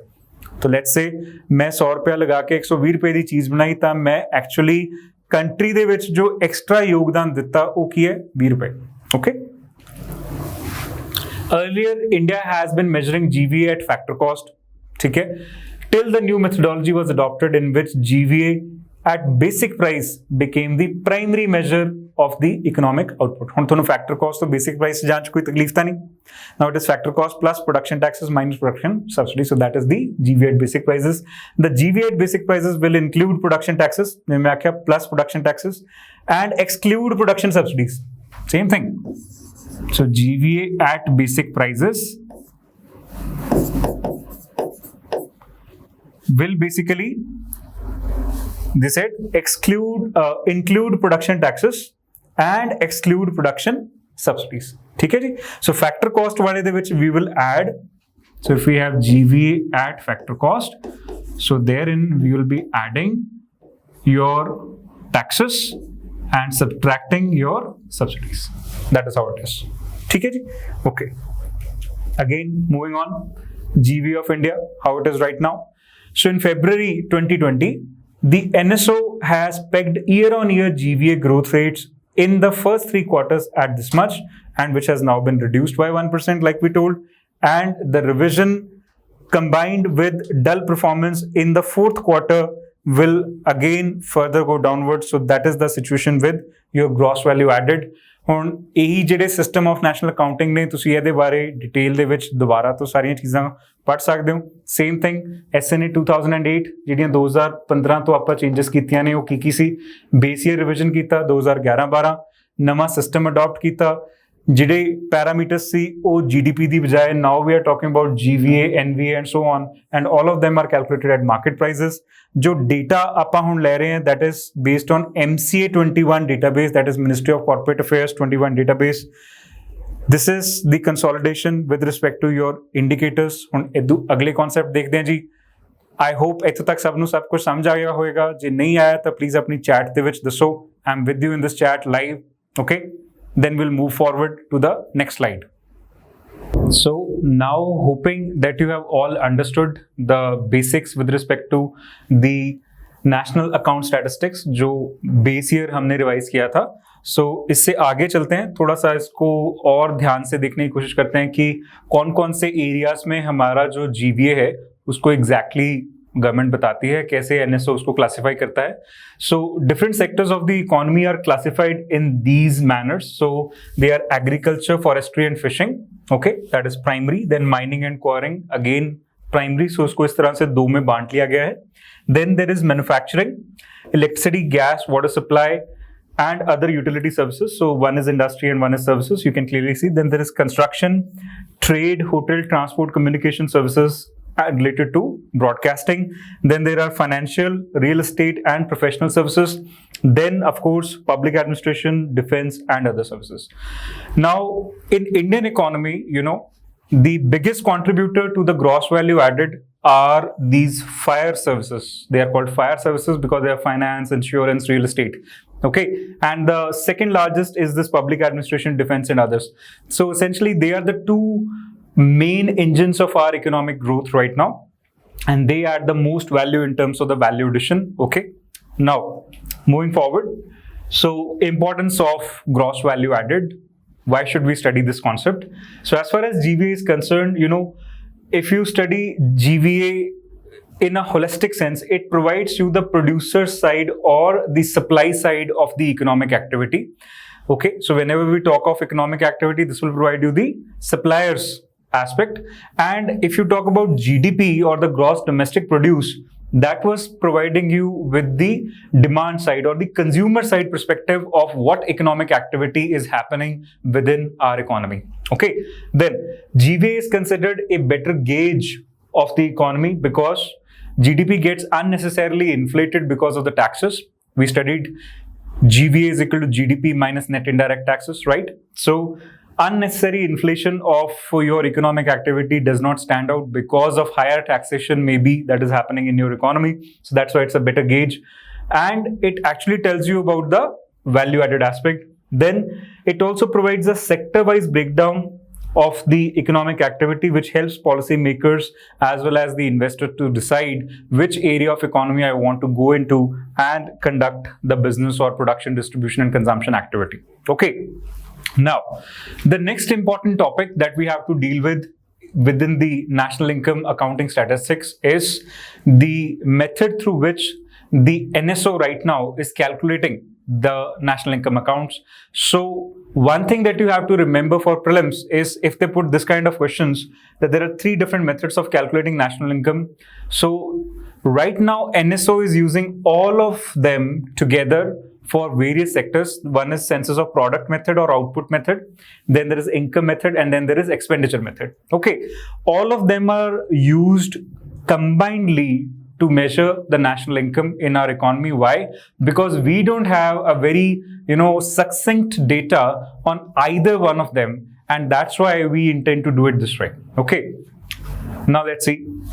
When you talk about the census of product method, this is used in 2 areas. One is in agriculture and second is in case of registered manufacturing. Okay, so in these 2 areas we use basically the product method or the output method. Okay, so let's say 250 metric tons of wheat were produced. Now multiplied by the MSP and you can add it to the national income. All right.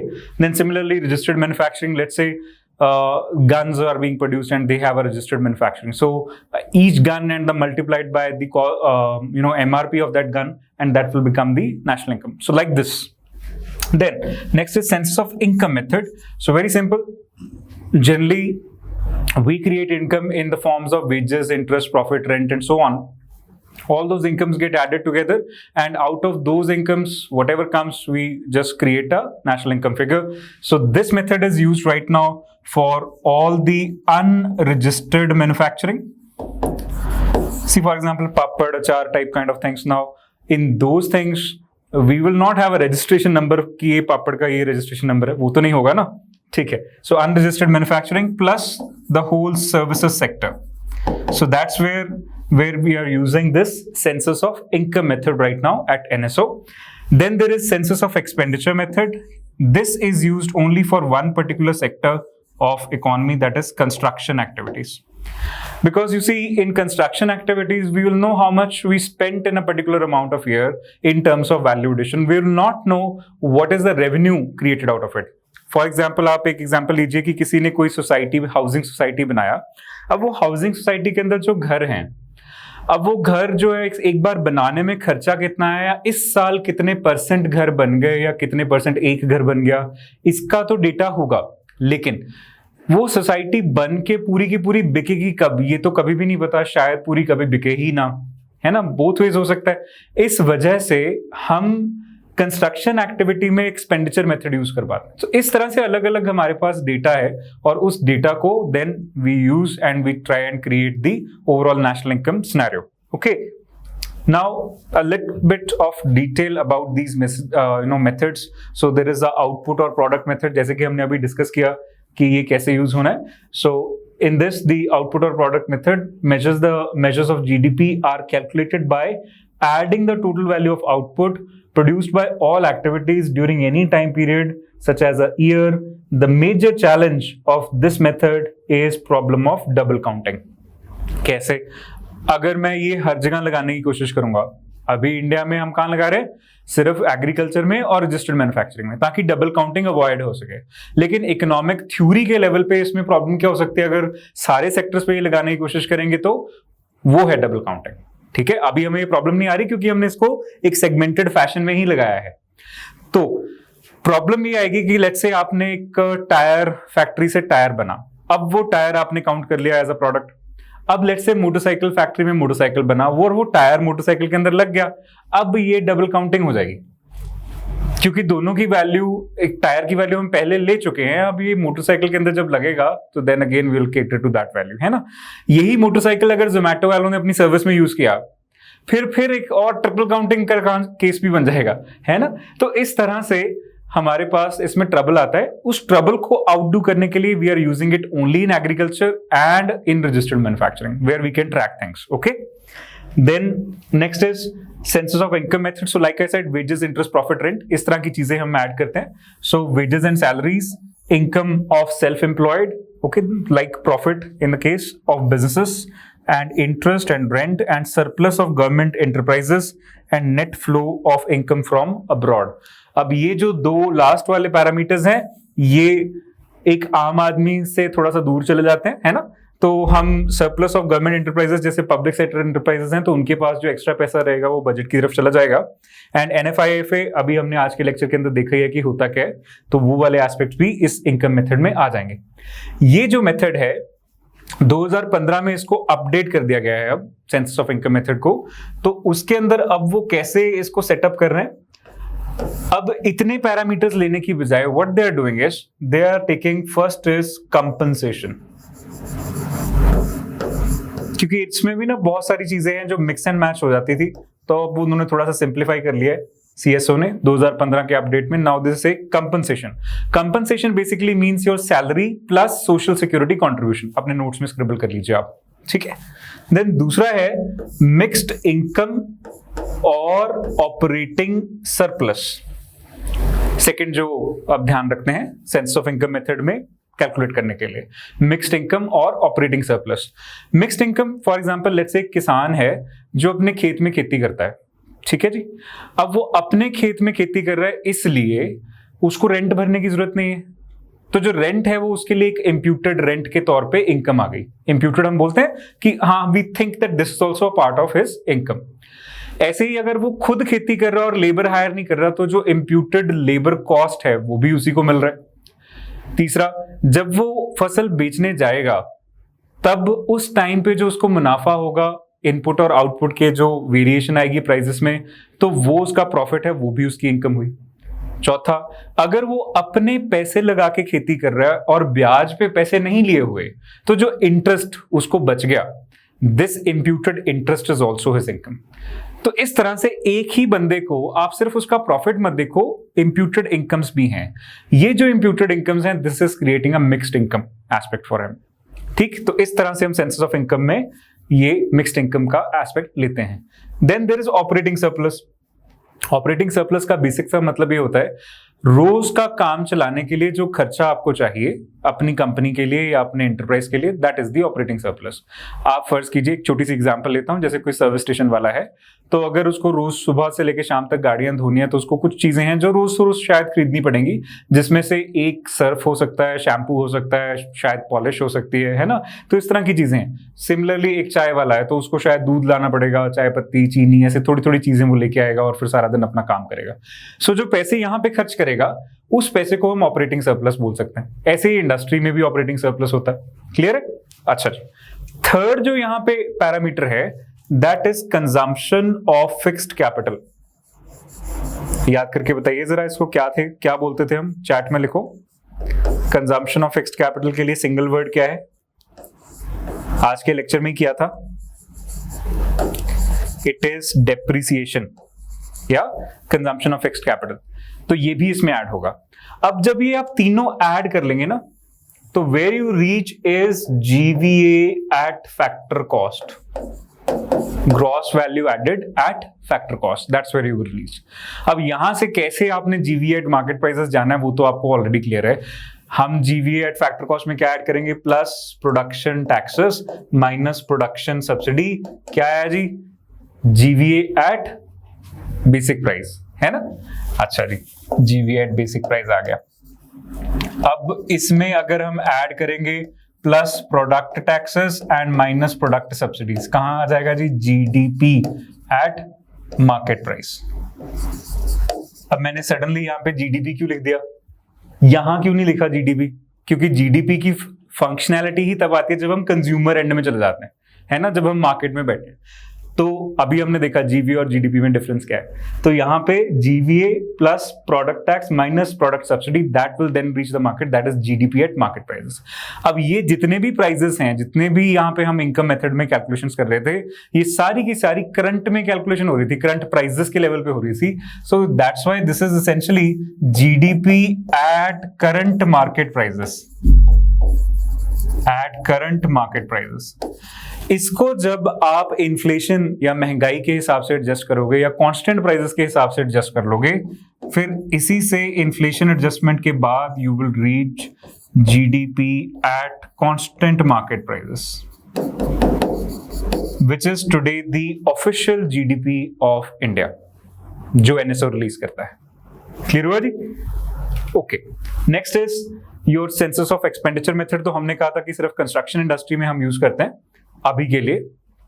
तो यहां पे अब जो expenditure method है ना, उसको समझने के लिए एक बड़ा सिंपल सा एक मेथड है, हम लिख सकते हैं national expenditure is equal to C plus G plus I plus X minus M, इतना पहले, ठीक है। तो इसमें क्या क्या चीजें हैं, C stands for consumer expenditure, जैसे आप और हम जैसे लोग जो खर्चा करेंगे।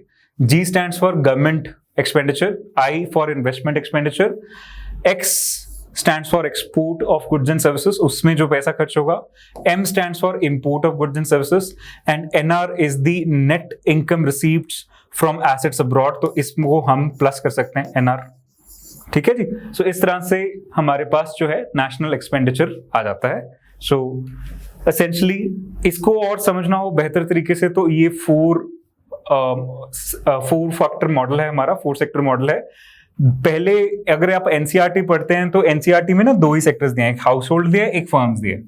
तो हाउस होल्ड से फर्म्स को क्या जाएगा, फैक्टर सर्विसेज, उसके बदले में फर्म्स उनको क्या देंगी, फैक्टर कॉस्ट, है ना, या फैक्टर पेमेंट्स बोल देते हैं हम। देन हाउस होल्ड जो है वो गुड्स एंड सर्विसेज खरीदते हैं फर्म से और बदले में पैसे दे देते हैं। सो इस तरह से है चीजें, तो इनमें लेन देन चलता रहता है इस तरह से, है ना। अब गवर्नमेंट आती है मिक्स्ड इकोनॉमिक मॉडल के अंदर, अगर तो कैपिटलिज्म होता, मार्केट ओरिएंटेड ही रहता, तो फिर सिर्फ हाउस होल्ड्स और फर्म्स रहने थे। जैसे ही मिक्स्ड इकोनॉमी आई तो गवर्नमेंट भी आ गई बीच में, तो government will also charge taxes to the households and will create government purchases from the firms. It will take taxes from the firms and then give social transfers or transfer payments to the households. Then, if this is a closed economy, then only this much happens. अगर यही open economy होगा तो import export भी चलेगा rest of the world के साथ. So similarly, there will be imports and exports happening out of your country. All this leads to what we said, C plus G plus I plus X minus M वाला जो हमारा formula बना था national expenditure के लिए, ये वहां जाके फिट हो जाएगा, ठीक है जी। ओके, अब आप आ जाइए ग्रोथ एंड डेवलपमेंट के एस्पेक्ट से या नेशनल इनकम के एस्पेक्ट से एक कंपैरेटिव फिगर में। हमने एक बात की थी पर कैपिटा इनकम की, तो वर्ल्ड बैंक जो है वो वर्ल्ड की सारी कंट्रीज को पर कैपिटा इनकम के बेसिस के ऊपर lower income, middle income, higher income, इस तरह से अलग अलग कैटेगरीज में डिवाइड करता है। सो थ्रेशोल्ड हर साल इसका थोड़ा सा चेंज होता है। जुलाई 2019 में लास्ट टाइम ये थ्रेशोल्ड आया था, अब जुलाई 2020 में भी नया थ्रेशोल्ड आ जाएगा, तो आपको वो अपडेट करना है। टेबल में एक जगह आप खाली अपने पास बना के रखिए, ठीक है जी। So essentially lower income countries जो है उनके लिए जो लीस्ट इनकम स्लॉट आता है that is where it is $995 okay. So this is the lowest income slot. So if it is less than this particular value, then it is called low income country. Lower middle income is, right now this slot is somewhere here up to 1026 or 1025 rather. Okay. Now lower middle income के लिए 1026 से लेके $3995 और India जो है वो यहाँ पे settled है somewhere about $1658 is your India's per capita income. Upper middle income 3996 से लेके 12375 तक, then higher income is greater than $12375 ये हर साल रिवाइज होती रहती हैं फिगर्स, लेकिन प्री के एस्पेक्ट से आपको बस ये याद रखना है that India is in the lower middle income category, बस इतना याद रखना आप। और इसकी डिस्ट्रीब्यूशन कौन कर रहा है? World bank. ओके चलो जी आगे देखते हैं। What is not included in national income. अब आप याद कीजिए एक बार से फिर से जो डेफिनेशन हमने बात की थी that GDP is the monetary value of all the final goods and services produced with in a country with in a year. तो ये डेफिनेशन के बेसिस पे ही एक्सक्लूजन्स भी आ जानी है। अब देखते जाइए आप, like intermediate goods that is goods that are produced by one firm for use in further processing by another firms, ये नहीं आएगी। क्यों नहीं आएगी? क्योंकि हम कौन सी लेते हैं? Final goods, not intermediate goods, इस वजह से नहीं आएगी। तो डेफिनेशन में जो था उसके बेसिस पे एक्सेप्शन बन जाता है। देन यूज्ड गुड्स, अब ये सेकेंड हैंड गुड्स हो गई ना, फाइनल गुड्स तो नहीं है ना, उसके बाद इसकी वैल्यू डिप्रिशिएट हो जाएगी, तो that's why they are not part and parcel. Paper transactions, example trading stocks, so they will not come in.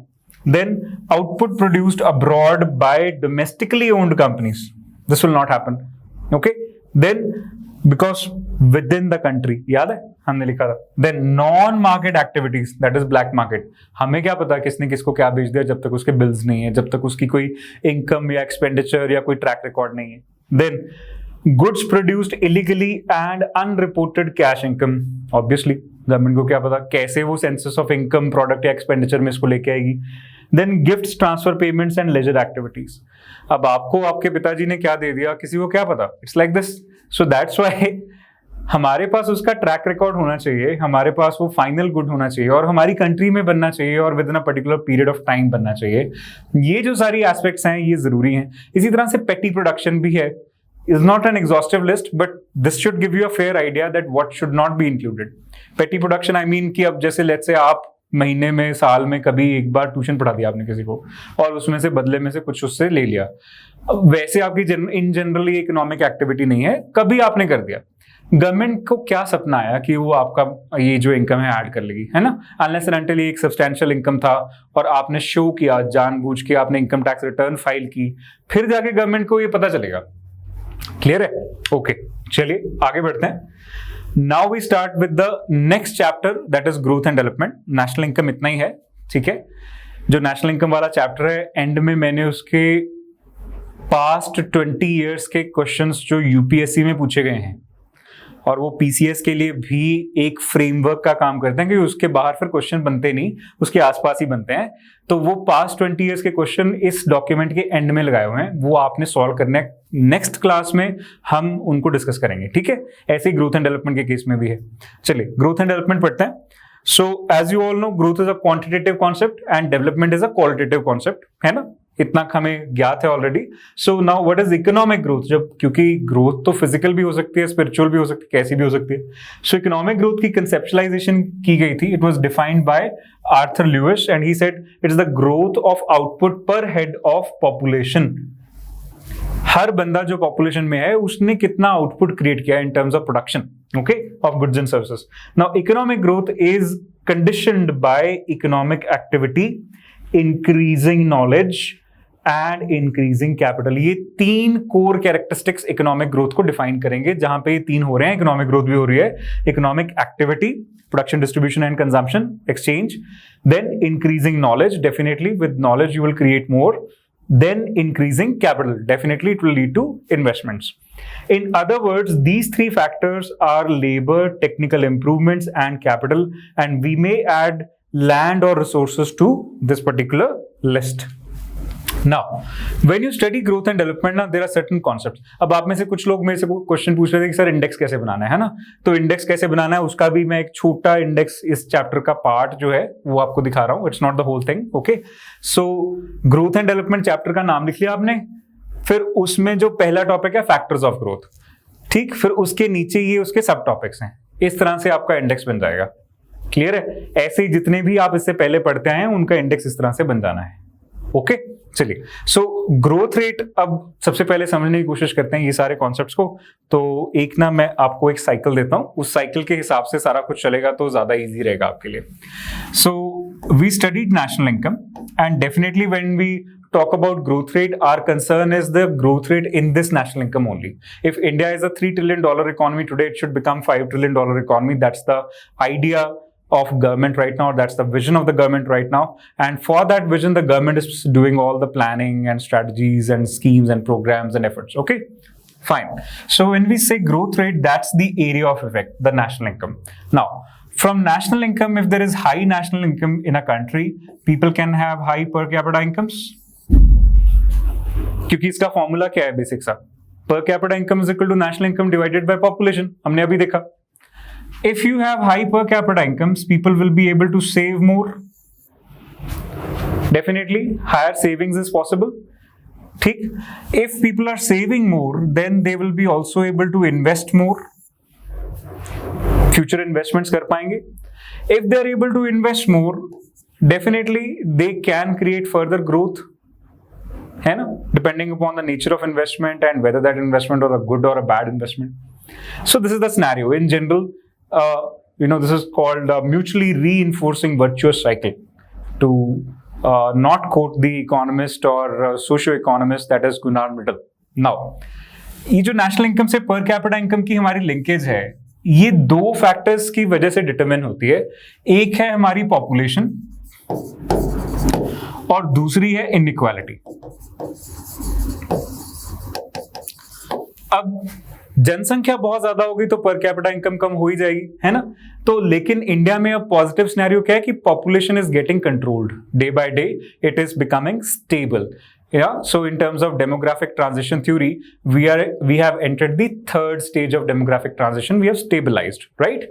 And right now, to measure this, there is a particular way. We have something called TFR, that is called total fertility rate, as to how many children are born by a woman in her lifetime. And this should come to 2.1, that is the replacement level of population.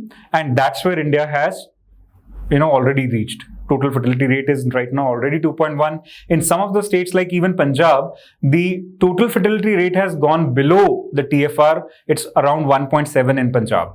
Okay, so for India it is 2.1, for Punjab it is 1.7. The inequality is in terms of कि किसके पास ज्यादा पैसा है, किसी के पास कम पैसा है. तो इनकम डिस्ट्रीब्यूशन के लेवल पे इनइक्वालिटी जज करने के लिए हमारे पास एक गिनी कोएफिशिएंट होता है. So Gini coefficient is basically the determinant for inequality. अगर ये 0 हो तो हम बोलते हैं जी परफेक्ट इक्वालिटी है डिस्ट्रीब्यूशन ऑफ इनकम या डिस्ट्रीब्यूशन ऑफ वेल्थ के अंदर. और अगर ये 1 हो तो हम बोलते हैं परफेक्ट इनइक्वालिटी है. आगे जाके हम जब पॉवर्टी एंड अनएम्प्लॉयमेंट का जो एस्पेक्ट पढ़ेंगे तो पॉवर्टी वाले एस्पेक्ट में हम रिलेटिव पॉवर्टी पढ़ते हुए ये गिनी कोएफिशिएंट और लॉरेंस कर्व और इसके साथ कनेक्टेड जितने भी कॉन्सेप्ट हैं तब इनको बहुत डिटेल में देखेंगे. अभी रट्टा सिर्फ इतना सा मारना है, गिनी कोएफिशिएंट अगर 0 है तो परफेक्ट इक्वालिटी, 1 है तो परफेक्ट इनइक्वालिटी. यूपीएससी में भी बस इतना ही क्वेश्चन पूछा था, तो बस इतना ही याद रख लोगे तो भी चल जाएगा. ठीक है जी. तो 0 है तो परफेक्ट इक्वालिटी है. इंडिया में अभी वर्ल्ड बैंक इसके फिगर्स रिलीज करता है. As per world bank 2019 figure is 0.347. ठीक है जी. 2011 में ये फिगर था 0.36.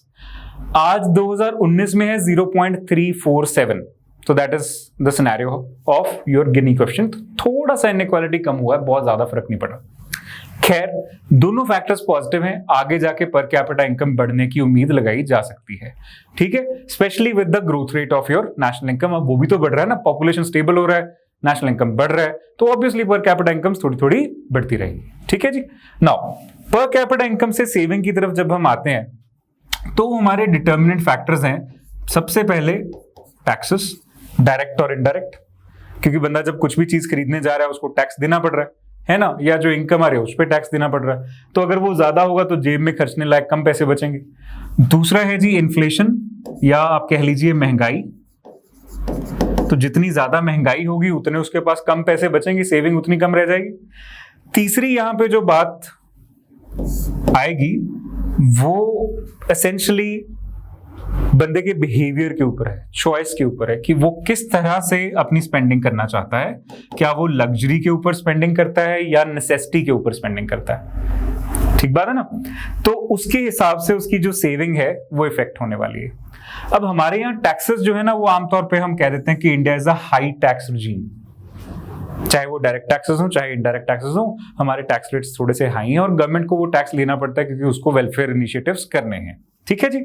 इन्फ्लेशन मोर और less is under control because the work done under monetary policy of RBI is beautiful and it has remained somewhere in the 4% range which is the target of inflation। तो महंगाई जो है 4% के आसपास ही है, ज्यादा नहीं है। चॉइस के मामले में भी थोड़ी सी गड़बड़ है, क्योंकि अगर आप इकोनॉमिक सर्वे 2019-20 जो रिसेंट वाला है वो अगर पढ़ेंगे तो वो ये कहता है that Indians these days are buying luxuries more than necessities, पहली स्टेटमेंट। दूसरा, they are buying services more than goods, दूसरी स्टेटमेंट। ठीक है जी।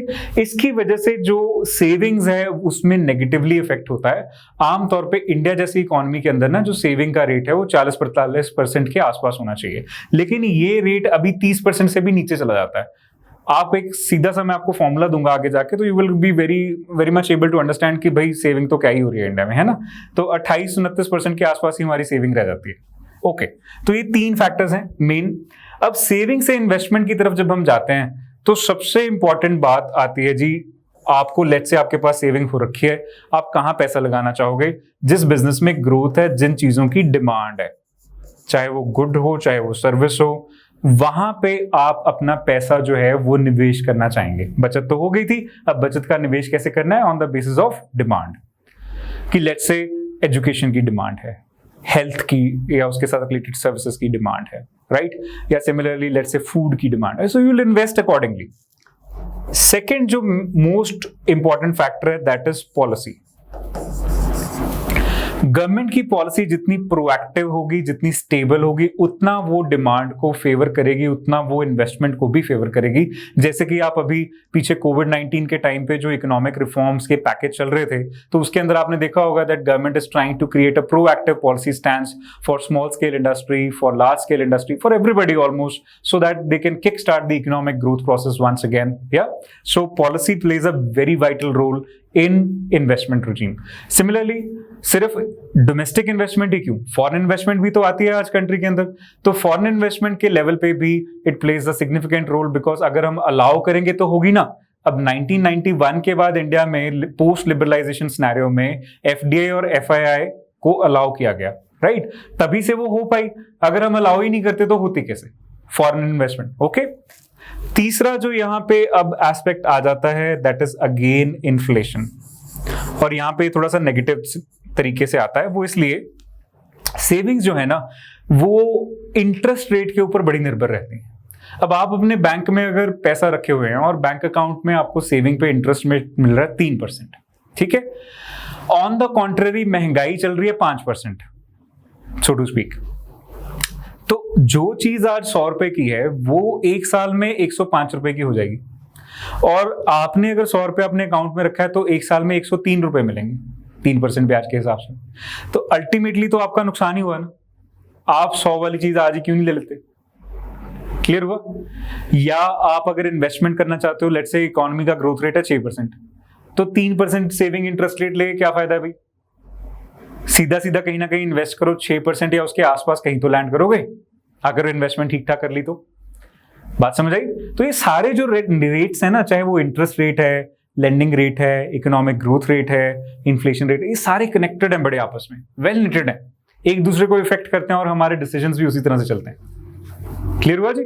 सो इस तरह से हमने इसके बारे में सोचना है। तो यहां पे भी अगर इन्फ्लेशन हाई होगा, महंगाई होगी, आपके सेविंग रेट से इन्फ्लेशन रेट बढ़ गया, तो पैसे की वैल्यू जल्दी जल्दी डिटीरिएट होगा और इस वजह से आपको लगेगा कि नहीं यार, ऐसा करते हैं, कहीं ना कहीं इन्वेस्ट ही कर देते हैं, let's not keep the money in the bank, because bank में पड़े पड़े भी उसकी वैल्यू ज्यादा जल्दी खत्म हो रही है एज कंपेयर टू उसको इन्वेस्ट करेंगे, वैल्यू बढ़ेगी, हमें और ज्यादा रिटर्न्स उसमें मिल सकते हैं। क्लियर हो गया? तो ये 3 कोर फैक्टर्स हैं। फिर ऐसे ही इन्वेस्टमेंट से नेशनल इनकम जब हम जाते हैं, तो then comes your forward backward linkages in the economy. Okay, forward backward linkages in the economy, ये पहला सबसे इंपॉर्टेंट फैक्टर है। ये क्या होता है? Now let's say this is the product, a pen. इसको बनाने तक की जितनी भी लिंकेजेस है ना, they are called backward linkages. Raw material, labour, energy, capital, research and development, technology, everything, वो सारी चीजें पूल इन करके जो इसको बनाने तक हम पहुंचे, that are called backward linkages. बनने के बाद बिकने तक जो भी चीजें आएंगी, packaging, certification, standardisation, marketing, logistics, warehouse, wholesale, retail, etcetera, सारी की सारी चीजों को बोलते हैं फॉरवर्ड लिंकेजेस। अब जिस बिजनेस में ये वेल डिफाइंड है, जिस एरिया ऑफ इकोनॉमिक एक्टिविटी में ये वेल डिफाइंड है, सेटल्ड हैं, वहां पे आप इन्वेस्टमेंट करिए और आपकी इन्वेस्टमेंट पे रिटर्न आना भी लाजमी है। बढ़िया इन्वेस्टमेंट करेंगे, बढ़िया रिटर्न आएगी, क्योंकि सब कुछ बहुत वेल निटेड है, ऑलरेडी सारा कुछ स्ट्रीमलाइन हो चुका है, फॉरवर्ड बैकवर्ड लिंकेजेस। लेकिन आप नया पंगा लेने वाले हैं, वहां पे कोई सिस्टम एस्टैब्लिश नहीं है, इंफ्रास्ट्रक्चर नहीं है, या कहीं ना कहीं टेक्नोलॉजी में मिसिंग है, या कहीं पे भी सिस्टम्स नहीं है, लॉजिस्टिक्स नहीं है, आप खज्जल होंगे, आप इन्वेस्टमेंट करके बैठ जाएंगे, आगे कुछ आना नहीं। So this creates a trouble for you. So this is a big determinant in terms of return on your investment and ultimately creation of higher national income. Second most important factor here is ICOR, incremental capital output ratio. इसको अब हमने बहुत ध्यान से decipher करना है। ICOR जो है ना, जब भी इकोनॉमी ना लंबी सी टर्म आ रहा है, उसको तोड़ दो और फिर समझना शुरू करो। अब लिखा क्या है? इंक्रीमेंटल कैपिटल आउटपुट रेशो, है ना? तो है क्या ultimately? Capital divided by output. अगर मैं ऐसे लिख दूं तो ये क्या बन गया? कैपिटल आउटपुट रेशो बन गई ना, capital divided by output. Ratio and proportion सी साइड में भी पढ़ रहे हो आप, ओके। देन अब इसमें क्या रह गया? इंक्रीमेंटल। तो इंक्रीमेंटल का मतलब होता है, अगर मुझे एक एक्स्ट्रा आउटपुट चाहिए, मैं 100 गाड़ियां बना रहा हूं, अब एक और चाहिए, 101 गाड़ियां चाहिए, तो मुझे कितना और कैपिटल खर्च करना पड़ेगा? लेट्स से ₹1,00,000 लगा के 100 गाड़ियां बना रहा था, अब एक गाड़ी और बनानी है एक्स्ट्रा, तो क्या लाख में बन जाएंगी, या 50,000 और खर्च करने पड़ेंगे, या कितने खर्च करने पड़ेंगे? बात समझ आई? Like this. हालांकि ₹1,00,000 में गाड़ी बनती नहीं, it is just to take a simple example. चलिए, सो ये जो है ना, ये बेसिक डिस्कशन है ग्रोथ के एस्पेक्ट से। तो ये अगर साइकिल बड़ा पॉजिटिवली चलता रहा, इकोनॉमिक ग्रोथ बढ़िया जबरदस्त होती रहेगी। जहां पे भी जाके इसमें ट्रबल आ गई, वहां पे आपका कोई ना कोई जो मिसमैनेजमेंट है वो होना शुरू हो जाएगा, ठीक है? तो अभी के लिए हमारे यहाँ पे इकोनॉमी में डिमांड स्लैकिन कर रहा है कोविड-19 के टाइम पे, है ना? फिर इसी तरह से पॉलिसी लेवल पे हम इससे ठीक करने की कोशिश कर रहे हैं। इन्फ्लेशन में ट्रबल्स आ रहे हैं, कभी कभी फूड इन्फ्लेशन बढ़ जाती है, तो गवर्नमेंट इसमें भी एक स्कीम्स लॉन्च करके, गरीब कल्याण योजना या some kind of food distribution programme they will start. फिर इसी तरह से फॉरवर्ड बैकवर्ड लिंकेजेस को स्ट्रेंथन करने की बात होती है जब हम इंफ्रास्ट्रक्चर बिल्डिंग की बात करते हैं, roads, electricity, etcetera etcetera, right? Then your overall population and all these aspects the government is trying, taxes को कम करने की कोशिश करती है, ठीक है? कोर लेकिन एस्पेक्ट रहता है ये इंक्रीमेंटल कैपिटल आउटपुट रेशियो, क्योंकि this is essentially the determinant of efficiency in the economy. कैसे? आप सोचिए कि अगर मैं एक पर्टिकुलर अमाउंट ऑफ मनी खर्च करके एक particular amount of output create कर रहा हूं, अब मुझे अगर एक एक्स्ट्रा आउटपुट क्रिएट करने के लिए ज्यादा पैसे खर्च नहीं करने पड़ते एक्स्ट्रा, उतने ही पैसों में काम हो जाए, तो मेरी एफिशिएंसी बढ़ गई ना। अगर बहुत ज्यादा पैसे खर्च करके मैं एक एक्स्ट्रा आउटपुट जनरेट कर पा रहा हूं, तो मेरी एफिशिएंसी उतनी नहीं है। This will create trouble for me. तो इकोनॉमी के अंदर ना एफिशिएंसी भी उतनी ही जरूरी है जितनी की रिसोर्सेस और ये सारी चीजों को इकट्ठा लाना या उनसे काम करवाना जरूरी है। What the point? ओके। ये एफिशिएंसी बढ़ेगी कैसे? सोशल कैपिटल से बढ़ेगी, टेक्निकल कैपिटल से बढ़ेगी, फाइनेंशियल कैपिटल से बढ़ेगी, इंफ्रास्ट्रक्चर के कैपिटल से बढ़ेगी। हर चीज जो एक प्रोडक्शन, डिस्ट्रीब्यूशन, कंजम्पशन या एक्सचेंज की चेन को बढ़ावा दे, उससे एफिशिएंसी बढ़ेगी। आज की डेट में इंडिया का जो आईसीओआर आता है that is somewhere around 4. Okay, this ICOR of 4 is comparative with any of the countries, so therefore this cannot be the sole prerogative for us to be focused upon. We have to focus on many other things. तो now what are the factors of growth? अब इसके ऊपर आते हैं कि कौन कौन सी चीजें जो हैं वो ग्रोथ को कंट्रोल करती हैं। तो पहला तो फैक्टर ऑफ ग्रोथ होता है ग्रोथ रेट। बड़ा सिंपल इसका फॉर्मूला है, it is equal to ROCF, that is rate of capital formation divided by ICOR जो हमने अभी पढ़ा है। ठीक है जी। अब ये रेट ऑफ कैपिटल फॉर्मेशन क्या होता है? पहले तो इसमें वर्ड है कैपिटल। पेन पेपर लेके बैठ जाओ, ये लिखने वाली बातें हैं। Capital means a productive asset. Productive asset. So when we say rate of capital formation, that would mean at what rate the productive assets are getting added to your economy. And the best amount of capital that we use these days for most of our economic activities is financial capital. Yes or no? So that financial capital, at what rate it is getting added to your economy, is essentially what? Investments. Yes or no? So those investments which are happening in the economy and what rate they are happening, they will be the determinant factor for your growth rate of the economy. Right now, ICOR we said is somewhere near 4. The growth rate of our economy as projected is somewhere near 4. Yeah. What will be the rate of capital formation or the investment rate in the economy? Somewhere near 16. Obviously, that is how the things are. 2017 के अंदर देखते तो 29% था, और हमारा जो target है as per the India at 75 strategy document, that target is, now this is 2017, okay, 29%, and our target for ROCF is by 2022-23 it should go to 36%. Then we'll be able to achieve how much growth rate? 9% growth rate. कैसे? 36 by 4 बस is equal to 9%. So that's the growth rate that we are targeting. इस particular formula के ऊपर UPSC में आज तक 2 बार question आ गए, एक बार 2018 में, एक बार उससे पहले। उन्होंने ये कहा कि within an economy despite high rates of investment the growth rate is not happening, which of the following is the reason. तो उसमें उन्होंने लिखा करप्शन, है ना, पॉलिसी लॉक जैम, इस तरह से। फिर साथ में एक लिखा कैपिटल आउटपुट रेशो। चालाकी है, इंक्रीमेंटल कैपिटल आउटपुट रेशो नहीं लिखा, सिर्फ लिखा capital output ratio. It is the determinant of efficiency in the economy, so that's why they wrote it's the same thing. Okay, तो अब आंसर क्या आना था? Capital output ratio. लेकिन बहुत सारे लोग वहां पे कुछ और मार्क कर रहे हैं, उनको लगा करप्शन से भी तो होता है, ये कैसे गलत है? तो एक बात बहुत ध्यान से याद रखनी है, प्रीलिम्स के पेपर में भी, मेंस के पेपर में भी, that for an economic question you have to give an economic answer, for a political question you have to give a political answer, for a social question you have to give a social answer. As the question so the answer, ये याद रखना आप, फिर गलती नहीं करोगे।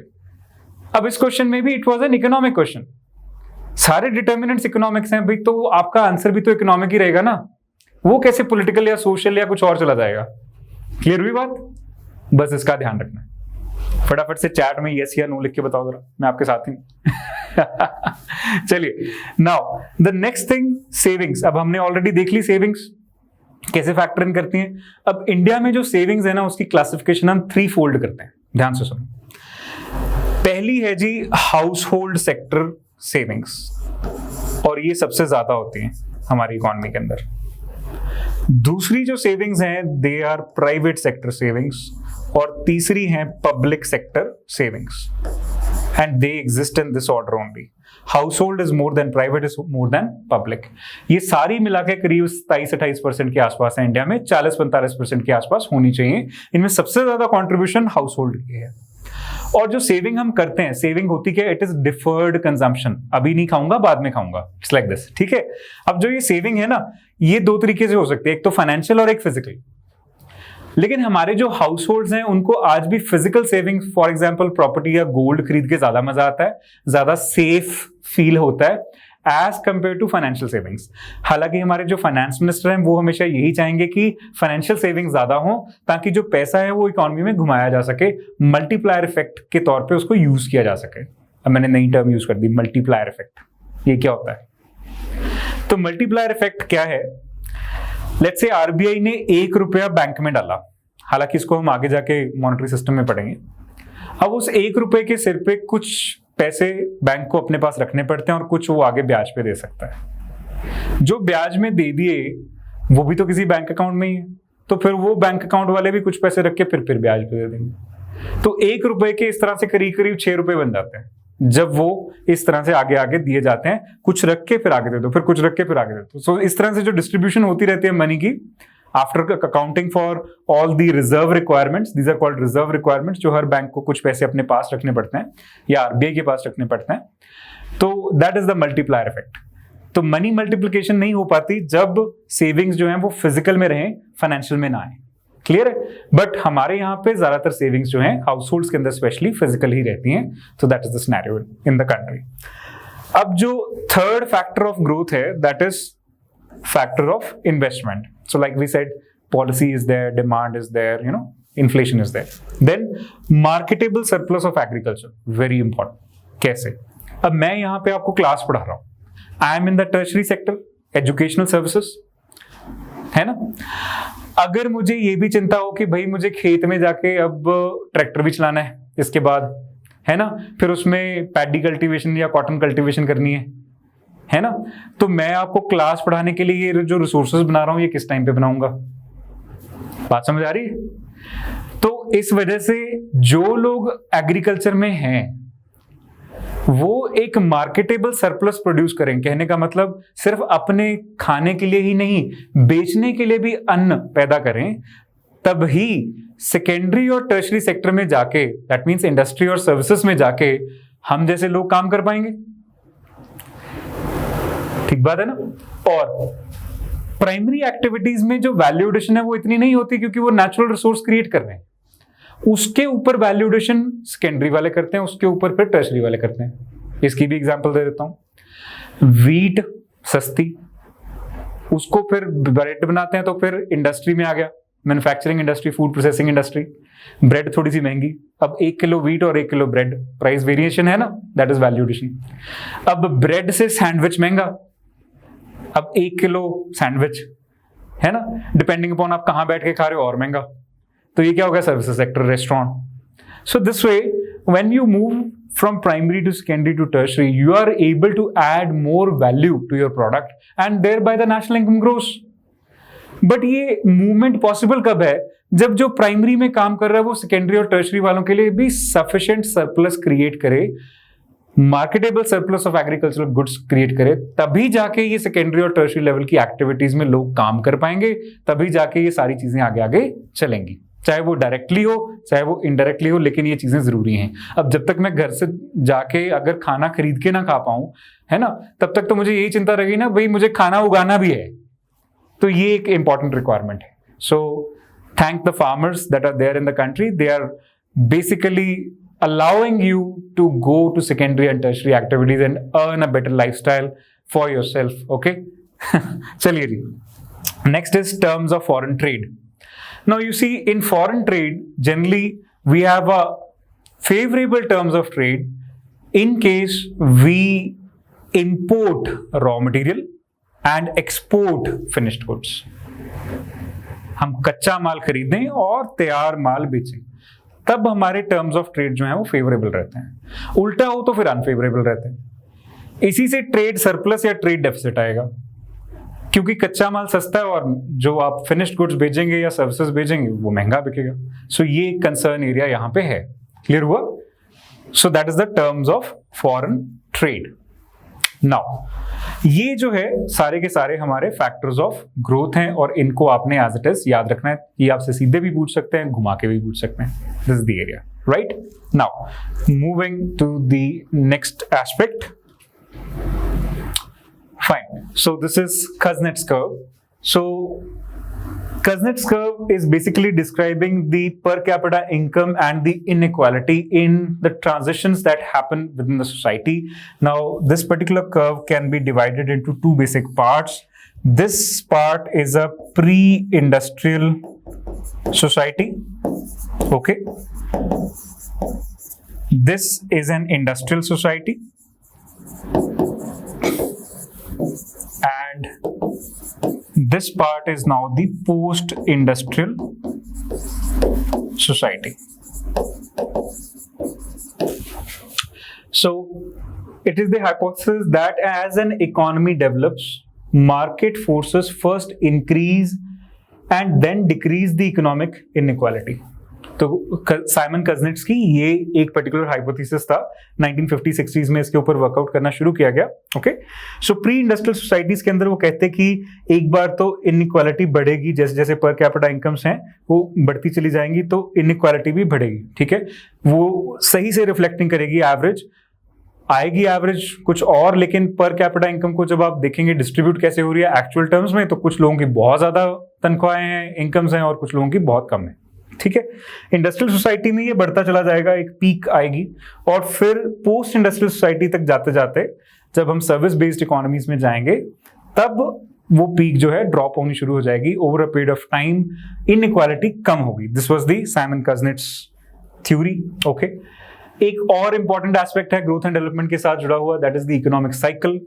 अब इसके ऊपर भी क्वेश्चन आ जाते हैं, जैसे बूम, बस्ट, रिसेशन, डिप्रेशन, इस तरह के चीजें हैं. तो बड़े सिंपल है, level of real output that is to be plotted against time. तो कैसे होता है, आप देखिए, इकोनॉमी एक पीक से शुरू करती है और रिसेशन आता है तो नीचे की तरफ चलती है. एक ट्रफ आ जाता है जहां पे वो बिल्कुल कम जितनी हो सकती थी जीडीपी चलेगी. ठीक है जी, तो ग्रोथ जो है हमारी नेगेटिव की तरफ बढ़नी शुरू हो जाती है. फिर दोबारा से रिकवरी मोड में आते हैं, धीरे धीरे इकोनॉमी ऊपर उठती है, फिर एक पीक अचीव करती है, फिर नीचे रिसेशन आता है और फिर ट्रफ में आ जाती है, फिर रिकवरी में आती है. इस तरह की जब इकोनॉमिक सिस्टम चल रहा हो तो डब्ल्यू शेप्ड रिकवरी या इस तरह से हम बात करते हैं, है ना. इसके बड़े सारे लॉजिक्स चलते रहते हैं, लेकिन आमतौर पे कैपिटलिस्ट इकोनॉमी के अंदर इस तरह के cycles of boom and bust keep on happening. These are bound to happen. Okay, so why they are bound to happen? Because we all have profits in our minds and not the social concern. हर एक ने लंगर नहीं लाया हुआ है ना. Okay, now next aspect is understanding the development. So growth आपका देख ले. Now next aspect is development. So when we say development, very simply it can be put as the transition from a stage of inability to a stage of ability. Inability to ability. So it might be social inability to social ability, economic inability to economic ability, political inability to political ability. Clear ho gaya? So whenever this will happen, it is the development. Now when we talk about economic development in particular, then there are certain factors which can lead to this economic development. Prelims level te tusi jehde factors ne, you have to remember them. Now let's just see. One is political stability. There should be fair elections, the government transition should be smooth, and there should be democratic rights and everything should be preserved. As per constitution, the government should work. All that is a factor of political stability. Then there is macroeconomic stability. For example, your inflation, your national income, these parameters should remain stable. Then levels of infrastructure, so better roads, better electricity, better water availability, better sanitation, better health systems, everything creates a good infrastructure and therefore a prospectiveness of transition from inability to ability, right? Then natural resources, definitely. If you, for example, if India had sufficient amount of crude oil, फिर हमारे यहाँ पे ऐसे थोड़ी होना था कि इतना ज़्यादा महंगा तेल बिक रहा है, ये वो, है ना? Then educational standards, definitely they will cultivate a better skill within you and capability of higher value addition as well, right? And based upon that you will be able to earn more, and based upon that maybe you will be able to develop more. Then saving rates and foreign aid, this is also a good aspect. And barriers to trade, lesser the barriers to trade, better the development. Generally we think in this way, because when we trade, we not only trade in goods and services, we also gain or give managerial aspects, technology, investments, experience. We share many things, not just the goods and services or the money. Okay, so all these aspects cater towards the development. Fine. Hopefully you all have understood. Now for tracking development now, there are n number of indices and you generally go mad thinking कि indices and reports में से क्या पढूं क्या नहीं पढूं, क्योंकि अगर आप इसके डॉक्यूमेंट्स ऑनलाइन डाउनलोड करने में पड़ेंगे तो उन डॉक्यूमेंट्स में इतनी एग्जॉस्टिव लिस्ट दे रखी है, कहीं कहीं पे तो 80-80 100 इंडिसेस हैं. अब भाई ठीक है 100 इंडिसेस तुमने तो प्रिंट कर दिए, हम पढ़ेंगे कैसे? स्टूडेंट्स की भी तो सोचो, है ना. तो उस एंगल से I have given you a list of some selected indices, okay, based on whatever questions UPSC and PCS people were asking for a quite while. So based on those trends, I have selected a few indices. Don't make this again your exhaustive list. अगर कल के newspaper में कोई ऐसा indices reflect होता है जो आपको लगता है कि इधर नहीं था और मुझे अभी पढ़ के बड़ा इंपॉर्टेंट लग रहा है, हेडलाइन बन रखी है, तो उसको छोड़ नहीं देना, वो भी आपने पढ़ना है. पर वो पढ़ना कैसे है ना, वो मेन चीज है इसमें. ये जरूरी नहीं है कि आपने कितने इंडिसेस कवर किए, जरूरी ये है कि आपने पहले तो कोर इंडिसेस कवर किए जो करने जरूरी होते हैं. दूसरा, आपने उसमें से वो चीज पढ़ी जो पेपर में आती है, या सारी चीजें बाकी की पढ़ ली. अब 90% ऑफ द टाइम अगर आप यूपीएससी के क्वेश्चंस उठा के देखो या जो पीसीएस के क्वेश्चंस उठा के देखो तो ये बोलते हैं दैट दिस पर्टिकुलर इंडेक्स जो भी होगा is published bye whom. 90% of the time this is the question. 5% of the time the question is, in a statement based scenario, what are the indicators of this index? 5% remaining is what is India's rank. तो आपका 90% focus कहां रहना चाहिए? बार बार सिर्फ ये कि वो index जो है पब्लिश किसने किया, बनाया किसने, बस. अब किसी भी इंडेक्स को कैसे पढ़ना होता है मैं एक दो आपके साथ पढ़ूंगा. मैंने यहाँ पे करीब 25 इंडेक्सेस जो हैं वो आपको दिए हैं. मैं सारे आपको पढ़ के नहीं सुनाने वाला, that is going to be a waste of your time and my time, क्योंकि फिर मेरे पास उतना ही कम टाइम है आपके लिए और क्वालिटेटिव एस्पेक्ट्स पे काम करने का. ठीक है, सो ये आप पढ़ लेना. मैं पढ़ने सिखा रहा हूं आपको कि कैसे पढ़ने होते हैं. अगर आपको कोई नया इंडेक्स भी आ जाए तो वो भी कैसे करना है, और ये वाले जो जरूरी इंडेक्सेस हैं ये तो करने ही करने. ठीक है, so first is trade and development report 2019. सबसे पहले चेक ये करना होता है is it annual, by annual और व्हाट काइंड. सो मैंने लिख रखा है इट इज एनुअल रिपोर्ट, साल में एक बार आती है, अभी 2020 की आएगी. ठीक है जी. Then it is published by the United Nation Conference on trade and Development. सबसे पहला पॉइंट हर एक के बारे में यही नोट करना है. ठीक है. देन अब ये करता क्या है? It examines different aspects of nature and role of international trade in the era of the hyper globalisation and considers related policy challenges that will need to be addressed. India's economy to be world's second fastest growing economy at 6%. That is what has been written in this particular report with respect to India. इतना ही इसमें से draw करना है. Prelims के हिसाब से, mains के हिसाब से आगे नहीं जाना, जरूरत नहीं है, क्योंकि आपको रिटेन करना भी तो है ना डेटा. सबसे important part 90% of the question is this one. एक दो आप मेरे साथ करो, बाकी आप खुद करना है. ठीक है जी. चलो आगे देखते हैं. नेक्स्ट जो इंडेक्स हमारे पास है, रिपोर्ट है world investment report 2019. Again it's an annual report. कई बार पूछते हैं ना बाई एनुअल है like this. Then now this is published by same UN conference on trade and development. Okay, focus area क्या है? It focuses on trends in FDI worldwide at the regional and country level and emerging measures to improve the contribution to development.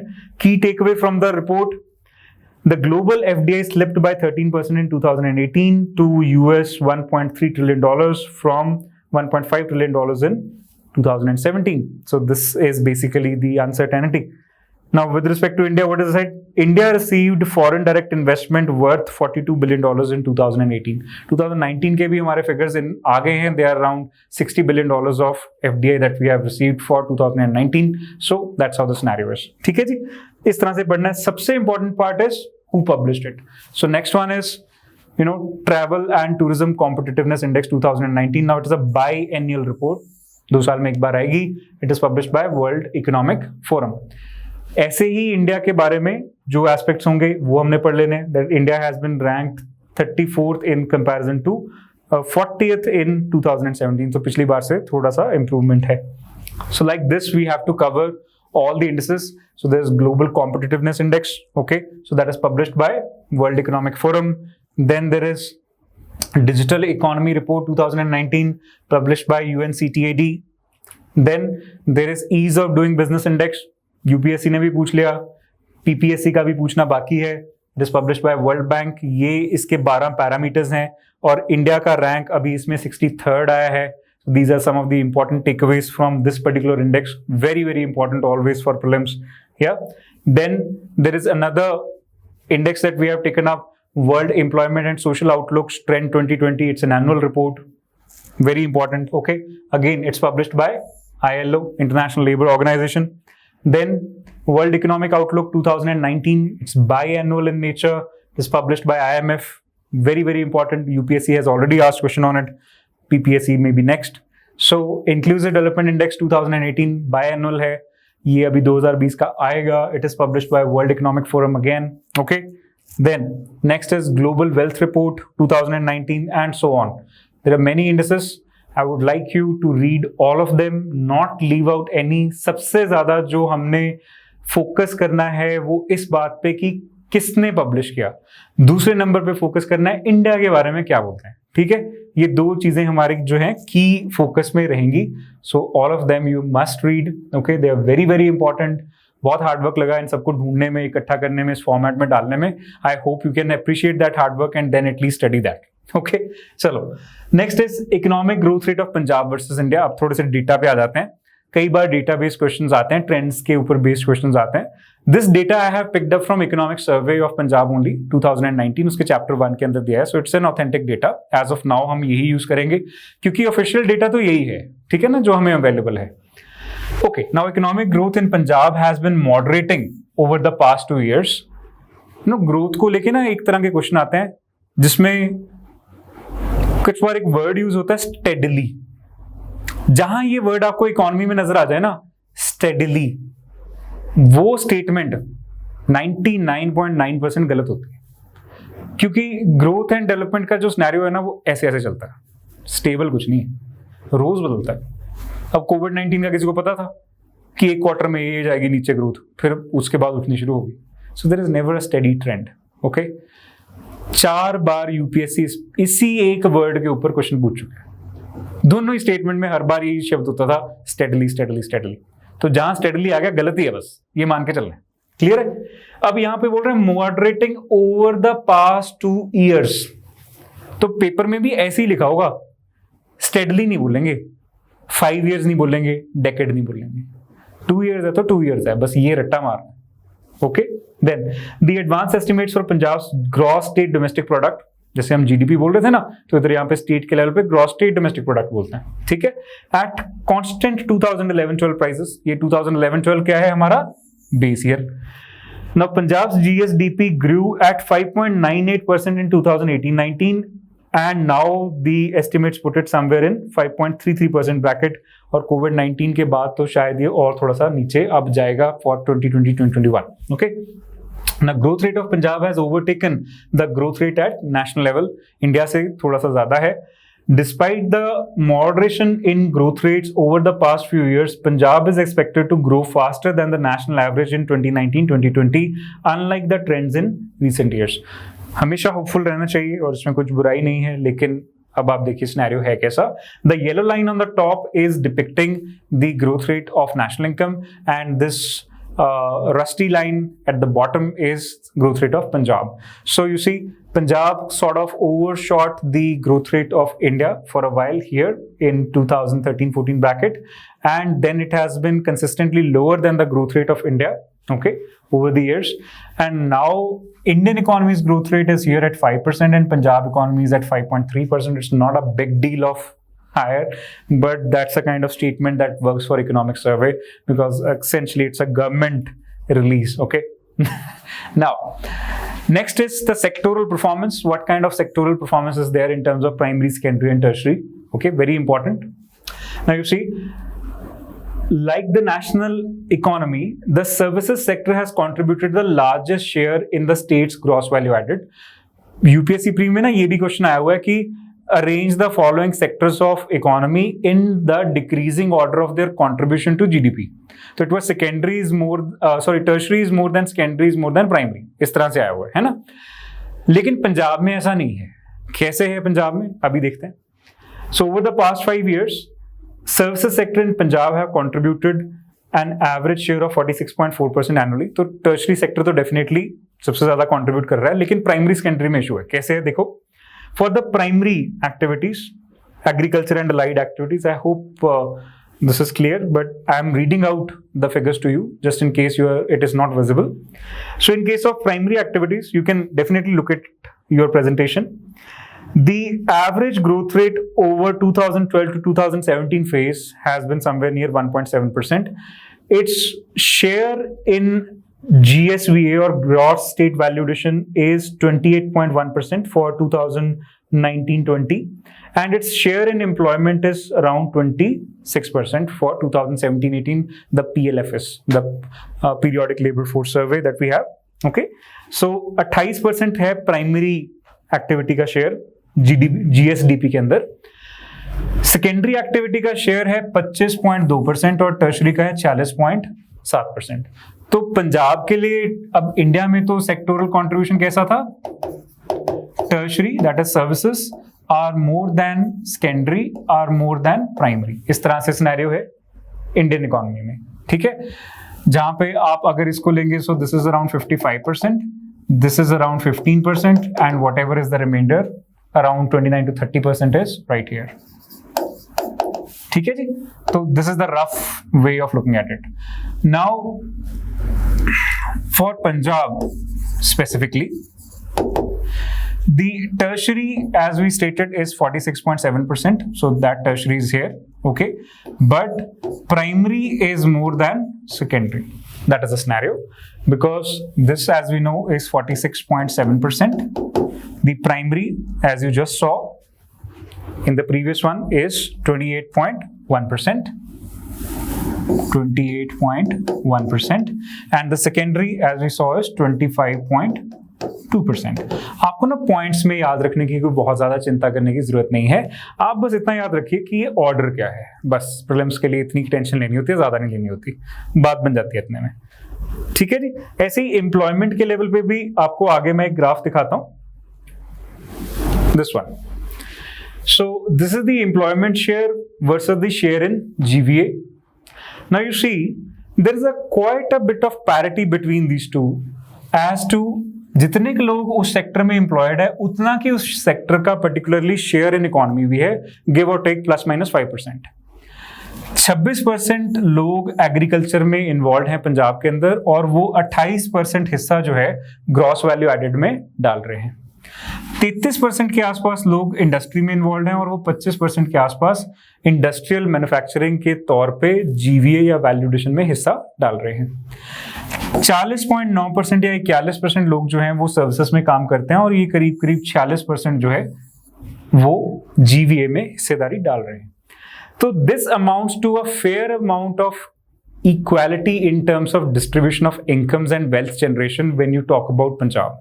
But this is not the scenario in India. In India, the scenario is very discretely inequality based. How it's that? You see, in India, 44% almost people are working in agriculture, and if you look at the nationwide figures, they contribute hardly 16.5% to the overall GVA. So inequality रहेगी ना इतने लोगों के लिए, अब वो value addition में तो उतना contribute कर ही नहीं पा रहे. Then around 24.8% people are working in your industries, and they are contributing 28.3% to the GVA. So for them it is fine game. In services में सबसे ज्यादा डिस्क्रीट है, 31% लोग उसमें काम करते हैं और वो इकोनॉमी में करीब 55% कंट्रीब्यूशन करते हैं. So इसको रफली याद रखना हो तो जैसे मैंने पहले बताया था 55, 30 और 15 इस तरह से भी याद रख लेंगे, चलेगा. डोंट वरी, बहुत ज्यादा डिस्क्रीट इसको रट्टा मारने की जरूरत नहीं है, जस्ट रिमेंबर दैट मच. तो इस तरह से है. So there is a fair share of equality in terms of distribution of value addition in Punjab as compared to India. This is another fact that comes out of your economic survey of Punjab. Now moving on to the next aspect, that is sustainable development goals, very important from the growth and development perspective. पहली बात तो आपको ये सारे SDGs याद होने चाहिए. Number 1 क्या है, 2 क्या है, मैच द फॉलोइंग क्वेश्चन अगर आपका टेस्ट ऑफ मेमोरी के बेसिस पे आ गया तो फिर बड़ा परेशान करेगा। पता भी होगा कि एसडीजीज कुछ होते हैं, सारा कुछ होता है ना, सब कुछ आपने पढ़ रखा है, बार बार आप ये इमेजेस देखते हो, पर ये थोड़ा सा रट्टा मार लेना चाहिए। पेपर में घुसने से पहले भी इसको एक बार देख लोगे तो नुकसान नहीं है, ठीक है। So this is something you have to do. Goal number 1 no poverty, zero hunger. Goal number 2 then good health and wellbeing. अब कैसे इसको रट्टा मारना है, कौन से एक्रोनिम आप बनाने वाले हो, ठीक है, ये आप बेस्ट जानते हो, तो आप अपने हिसाब से इसको एक मेमोराइजेशन आपने लाना है। प्रीलिम्स के हिसाब से हमारे लिए ये इंपॉर्टेंट है कि पंजाब की जो परफॉर्मेंस है वो कैसे आ रही है। Now you see in terms of SDGs, just give me a moment, yes. So there is an SDG index score which is published by Niti Aayog. Okay. Now this particular score places Punjab at 12th position right here. So there are 11 states above Punjab, and the overall score that comes for Punjab right now in the 2019 index 2019-2020. So number 1 पे कौन सा है? केरला है जी। Number 2 पे हमारे पास करीब करीब same score पे हिमाचल है, फिर उसके बाद आंध्र प्रदेश आता है। तो टॉप 3 स्टेट्स एटलीस्ट या 4th state up to Tamil Nadu याद रखनी है, ठीक है। पंजाब 12वें नंबर पे है, ये याद रखना है। और आखिर में सबसे poor performers SDG India index के अंदर you have Arunachal Pradesh, Jharkhand and last one is Bihar. So that is what you have to remember. अच्छा जी, अब इसके आगे की जो सिनेरियो है, पंजाब का एसडीजी इंडेक्स के अंदर परफॉर्मेंस कैसा है ये देखना है। So Punjab has slipped by 2 points on Niti Aayog Sustainable Development Index. So right now we are at 12th rank in 2019. Okay, and yes, in SDG Index 2018, Punjab has ranked 10th position. So now we are at 12th position. And the last year's composite score was 71. Now our score is 62 for Punjab in 2019. And how do we fare? So the state produces maximum food grains for the central pool has slipped 3 notches on the no hunger goal. त्रास दिया ये है ना। Then the last year the state had scored 71 points in the goal, while this year it is just 61 points. Individual goal के points याद रखने की जरूरत नहीं है, पर पंजाब के केस में आप कर सकते हो क्योंकि आप PCS का पेपर देने जाओगे तो। Then even in the no poverty goal, Punjab has slipped from 56 points to 48 points. तो हमारे यहाँ पे poverty जो है थोड़ी सी बढ़ रही है। It has retained 71 points on good health and well-being goals. So COVID-19 के अंदर भी हम देख रहे हैं कि पंजाब की परफॉर्मेंस ठीक है in terms of control. It has fallen on 4 goals. 4 goals में हम नीचे आए हैं and has gained on 8. So this is the concern. Okay. So कौन से में कैसी हमारी परफॉर्मेंस रही है? Let's look into that. So besides faring better on quality of education, Punjab's points have gone up on sustainable cities and communities, then gender inequality, then clean water and sanitation, developmental work and economic growth, innovation and infrastructure, and affordable and clean energy. ये रट्टा मार के जाना जी prelims के लिए, very important. Okay. Then it has slipped on the goals including life on land, peace, justice and institutions. Right? अब ये हमारा SDG इंडिया इंडेक्स है, मैंने इसका लिंक ऊपर शेयर किया आपके साथ प्रेजेंटेशन में ही। तो आप अगर नीति आयोग के इंडेक्स पे जाएंगे तो पंजाब का इंडेक्स आपको कुछ इस तरह से नजर आएगा। आप स्टेट उसमें से चूज कर सकते हैं, वो यहाँ पे लैंड करेगा आपके लिए। And this is the comparative performance and this is the goal wise performance as to individual goals. So like in SDG 1 we have gone down, 2 we have gone down, 3 has remained stable, 4th 5th 6th इनमें सब में performance अच्छी आई है, फिर इसमें नीचे जा रहे हैं हम। इस तरीके से आपको देखना है। क्लियर है? जिस पे कुछ नहीं लिखा उस पे हमारे पास there is no data. Now moving on. So SDG indicator 8.1.1 that is annual growth rate of real GDP per capita. अब आपने अगर environment and biodiversity के बारे में कुछ पढ़ा है तो you would know कि SDG के अंदर 17 goals हैं और इसके अंदर ही embedded 169 targets हैं जो United Nations ने collectively create किए हैं। So उनमें से target जो growth वाला है उस पे कैसी परफॉर्मेंस है वो हमें देखनी है क्योंकि वो हमारे ग्रोथ एंड डेवलपमेंट के एस्पेक्ट के साथ जुड़ी हुई है। So let's see. So on an average The per capita GSTP, that is at current prices in Punjab, is estimated at 1,85,282 rupees in 2019-2020. So that's the per capita income, so to speak. This implies an average monthly GSTP of rupees 15,440. Again, that is the monthly per capita income. Then in per capita income terms, the estimate of per capita income is rupees 1,66,830. तो किस तरह से लेना है, which is 1.24 times the per capita income reported at all India level. So ये जो है हमारी per capita income के स्टैंड्स हैं, इस तरह से हमने उसको डील करना है. Rupnagar or Ropar is the highest per capita income district in Punjab, and the poorest is Gurdaspur. So how they compare in terms of per capita incomes, we can use this graph. So Rupnagar is the best performer. Number 2 is SAS Nagar or Mohali, Sahibzada Ajit Singh Nagar. Then there is Ludhiana, SBS Nagar, Fatehgarh Sahib, and so on. And you just remember the top 3 or top 4 here, and you just remember the bottom one, that is Gurdaspur. Okay. Now, moving on, demographic dividend. So ये क्या होता है? So essentially, demographic dividend is the net economic gain that you can create out of the working age population that you have in your country, which is from 15 to 59 years of age. कहीं पे इसको 65 years of age भी लिखा हुआ है ना? Now, population growth rate has slowed down in Punjab on the back of declining birth rates and fertility. Slowing birth rates have not only led to population growth rates falling in Punjab over time, the decline has been sharper for the state than the all India level. Like I said, all India TFR is 2.1. In Punjab, it is around 1.6, 1.7. The annual population growth rate in Punjab over the period of 2001 to 2011 has 1.4%, while for India it is 1.8%. अब 2011 से 21 का जो हम census लेंगे तो उसमें और भी कम आएगा. Then fertility rates have also declined concomitantly. So India and Punjab both have fertility rates of 5.2 in 1971. As of 2017, India stands at 2.2. अगर 2020 की बात करोगे, now India is 2.1 and 1.6 for Punjab. तो पंजाब का आज भी 1.6 है, falling below the replacement level fertility rate of 2.1. So that is what we were talking about earlier also.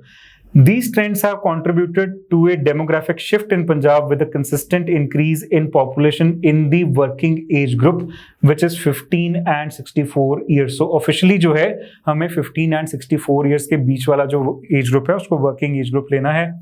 It should be noted that the demographic shift for females is relatively faster as compared to males in Punjab. So the working age group here for females is more as compared to males. Then, now let's look at the working age group and the youth and how it is transferring. So you see, in terms of working age, that is 15 to 64 years. In 1991, we had 60.1. In 2011, we had 67.7% population that was in working age group in Punjab. And in 2017, somewhere near 71.8% of population is in the working age group in Punjab. Okay. Now, in terms of youth, 15 to 29 years we consider youth. Okay, so I'm no longer a part of it, sadly. Okay, in 1991 this was 28.3%. Right now 30.4%. Okay, then stepping into working age in the next decade, जो 5 से 14 साल की उम्र के हैं और आगे जाके वर्किंग एज ग्रुप में आएंगे, 15 साल की एज ग्रुप में आ जाएंगे. So they are 14.8%. Okay, waiting to go into working age. And the old age, which is the dependent population, is somewhere 7.1%. इसको dependency ratio भी बोलते हैं. That out of the working age or the total population, how many are dependent? So they are 7.1%. Okay. So ये याद रखनी है figures आपने prelims के लिए. Now lower decadal population growth that has happened in Punjab. So you see 1951-61 से लेके 2001-11 तक अगर हम देखें, the yellow one at the top is India. This particular line is India. And the rusty one below is Punjab. Okay. Now हमारा जो decadal growth rate रहा है ना पॉपुलेशन का, हमेशा ही इंडिया के कंपैरिजन में कम रहा है. अगर आप देखो तो सारे जगह पे ही नीचे हमारा ग्राफ जो है वो प्लेट कर रहा है. तो ये एक फैक्ट आपके लिए प्रीलिम्स के लिए इंपॉर्टेंट हो सकता है. ओके, अब हमारे जो आगे का एक्सरसाइज है, एज यूजुअल नेशनल इनकम के ऊपर आपके प्रीलिम्स के क्वेश्चंस हैं 2000 से लेके 2019 तक के. सिमिलरली ग्रोथ एंड डेवलपमेंट के ऊपर क्वेश्चंस हैं. अब यहाँ पे ऐसा नहीं है कि कोई 10 क्वेश्चंस हैं, they are around 30 questions, okay, which you must solve, all of them, and all these questions are important for you, okay, and you must attempt each and every question so that हम उनको फिर कल की जो next हमारी class होगी उसके अंदर डिस्कस करेंगे। आई होप ये क्लास आपके लिए, सबके लिए इंजॉयबल रहा, मेरे लिए बहुत इंजॉयबल रहा। और आप ये जो अभी आपको होमवर्क दिया गया है, जो नेशनल इनकम और ग्रोथ एंड डेवलपमेंट के क्वेश्चंस हैं, उनको बड़े ध्यान से करना है। And after completing them, after finishing them, then we will be discussing them in the next lecture tomorrow सबसे पहले, और फिर हम अगले चैप्टर में चलेंगे, that is monetary system. So thank you so much, this is me Abhishek Sharma signing off. ਤੁਹਾਨੂੰ ਸਾਰਿਆਂ ਨੂੰ ਬੜੀ ਪਿਆਰ ਭਰੀ ਸਤਿ ਸ਼੍ਰੀ ਅਕਾਲ। ਦਿਲ ਲਾ ਕੇ ਆਪਣੀ ਮਿਹਨਤ ਕਰਦੇ ਰਹੋ, ਵਾਹਿਗੁਰੂ ਭਲੀ ਕਰੇਗਾ। Definitely everybody will be getting a good score. Thank you so much, all the best.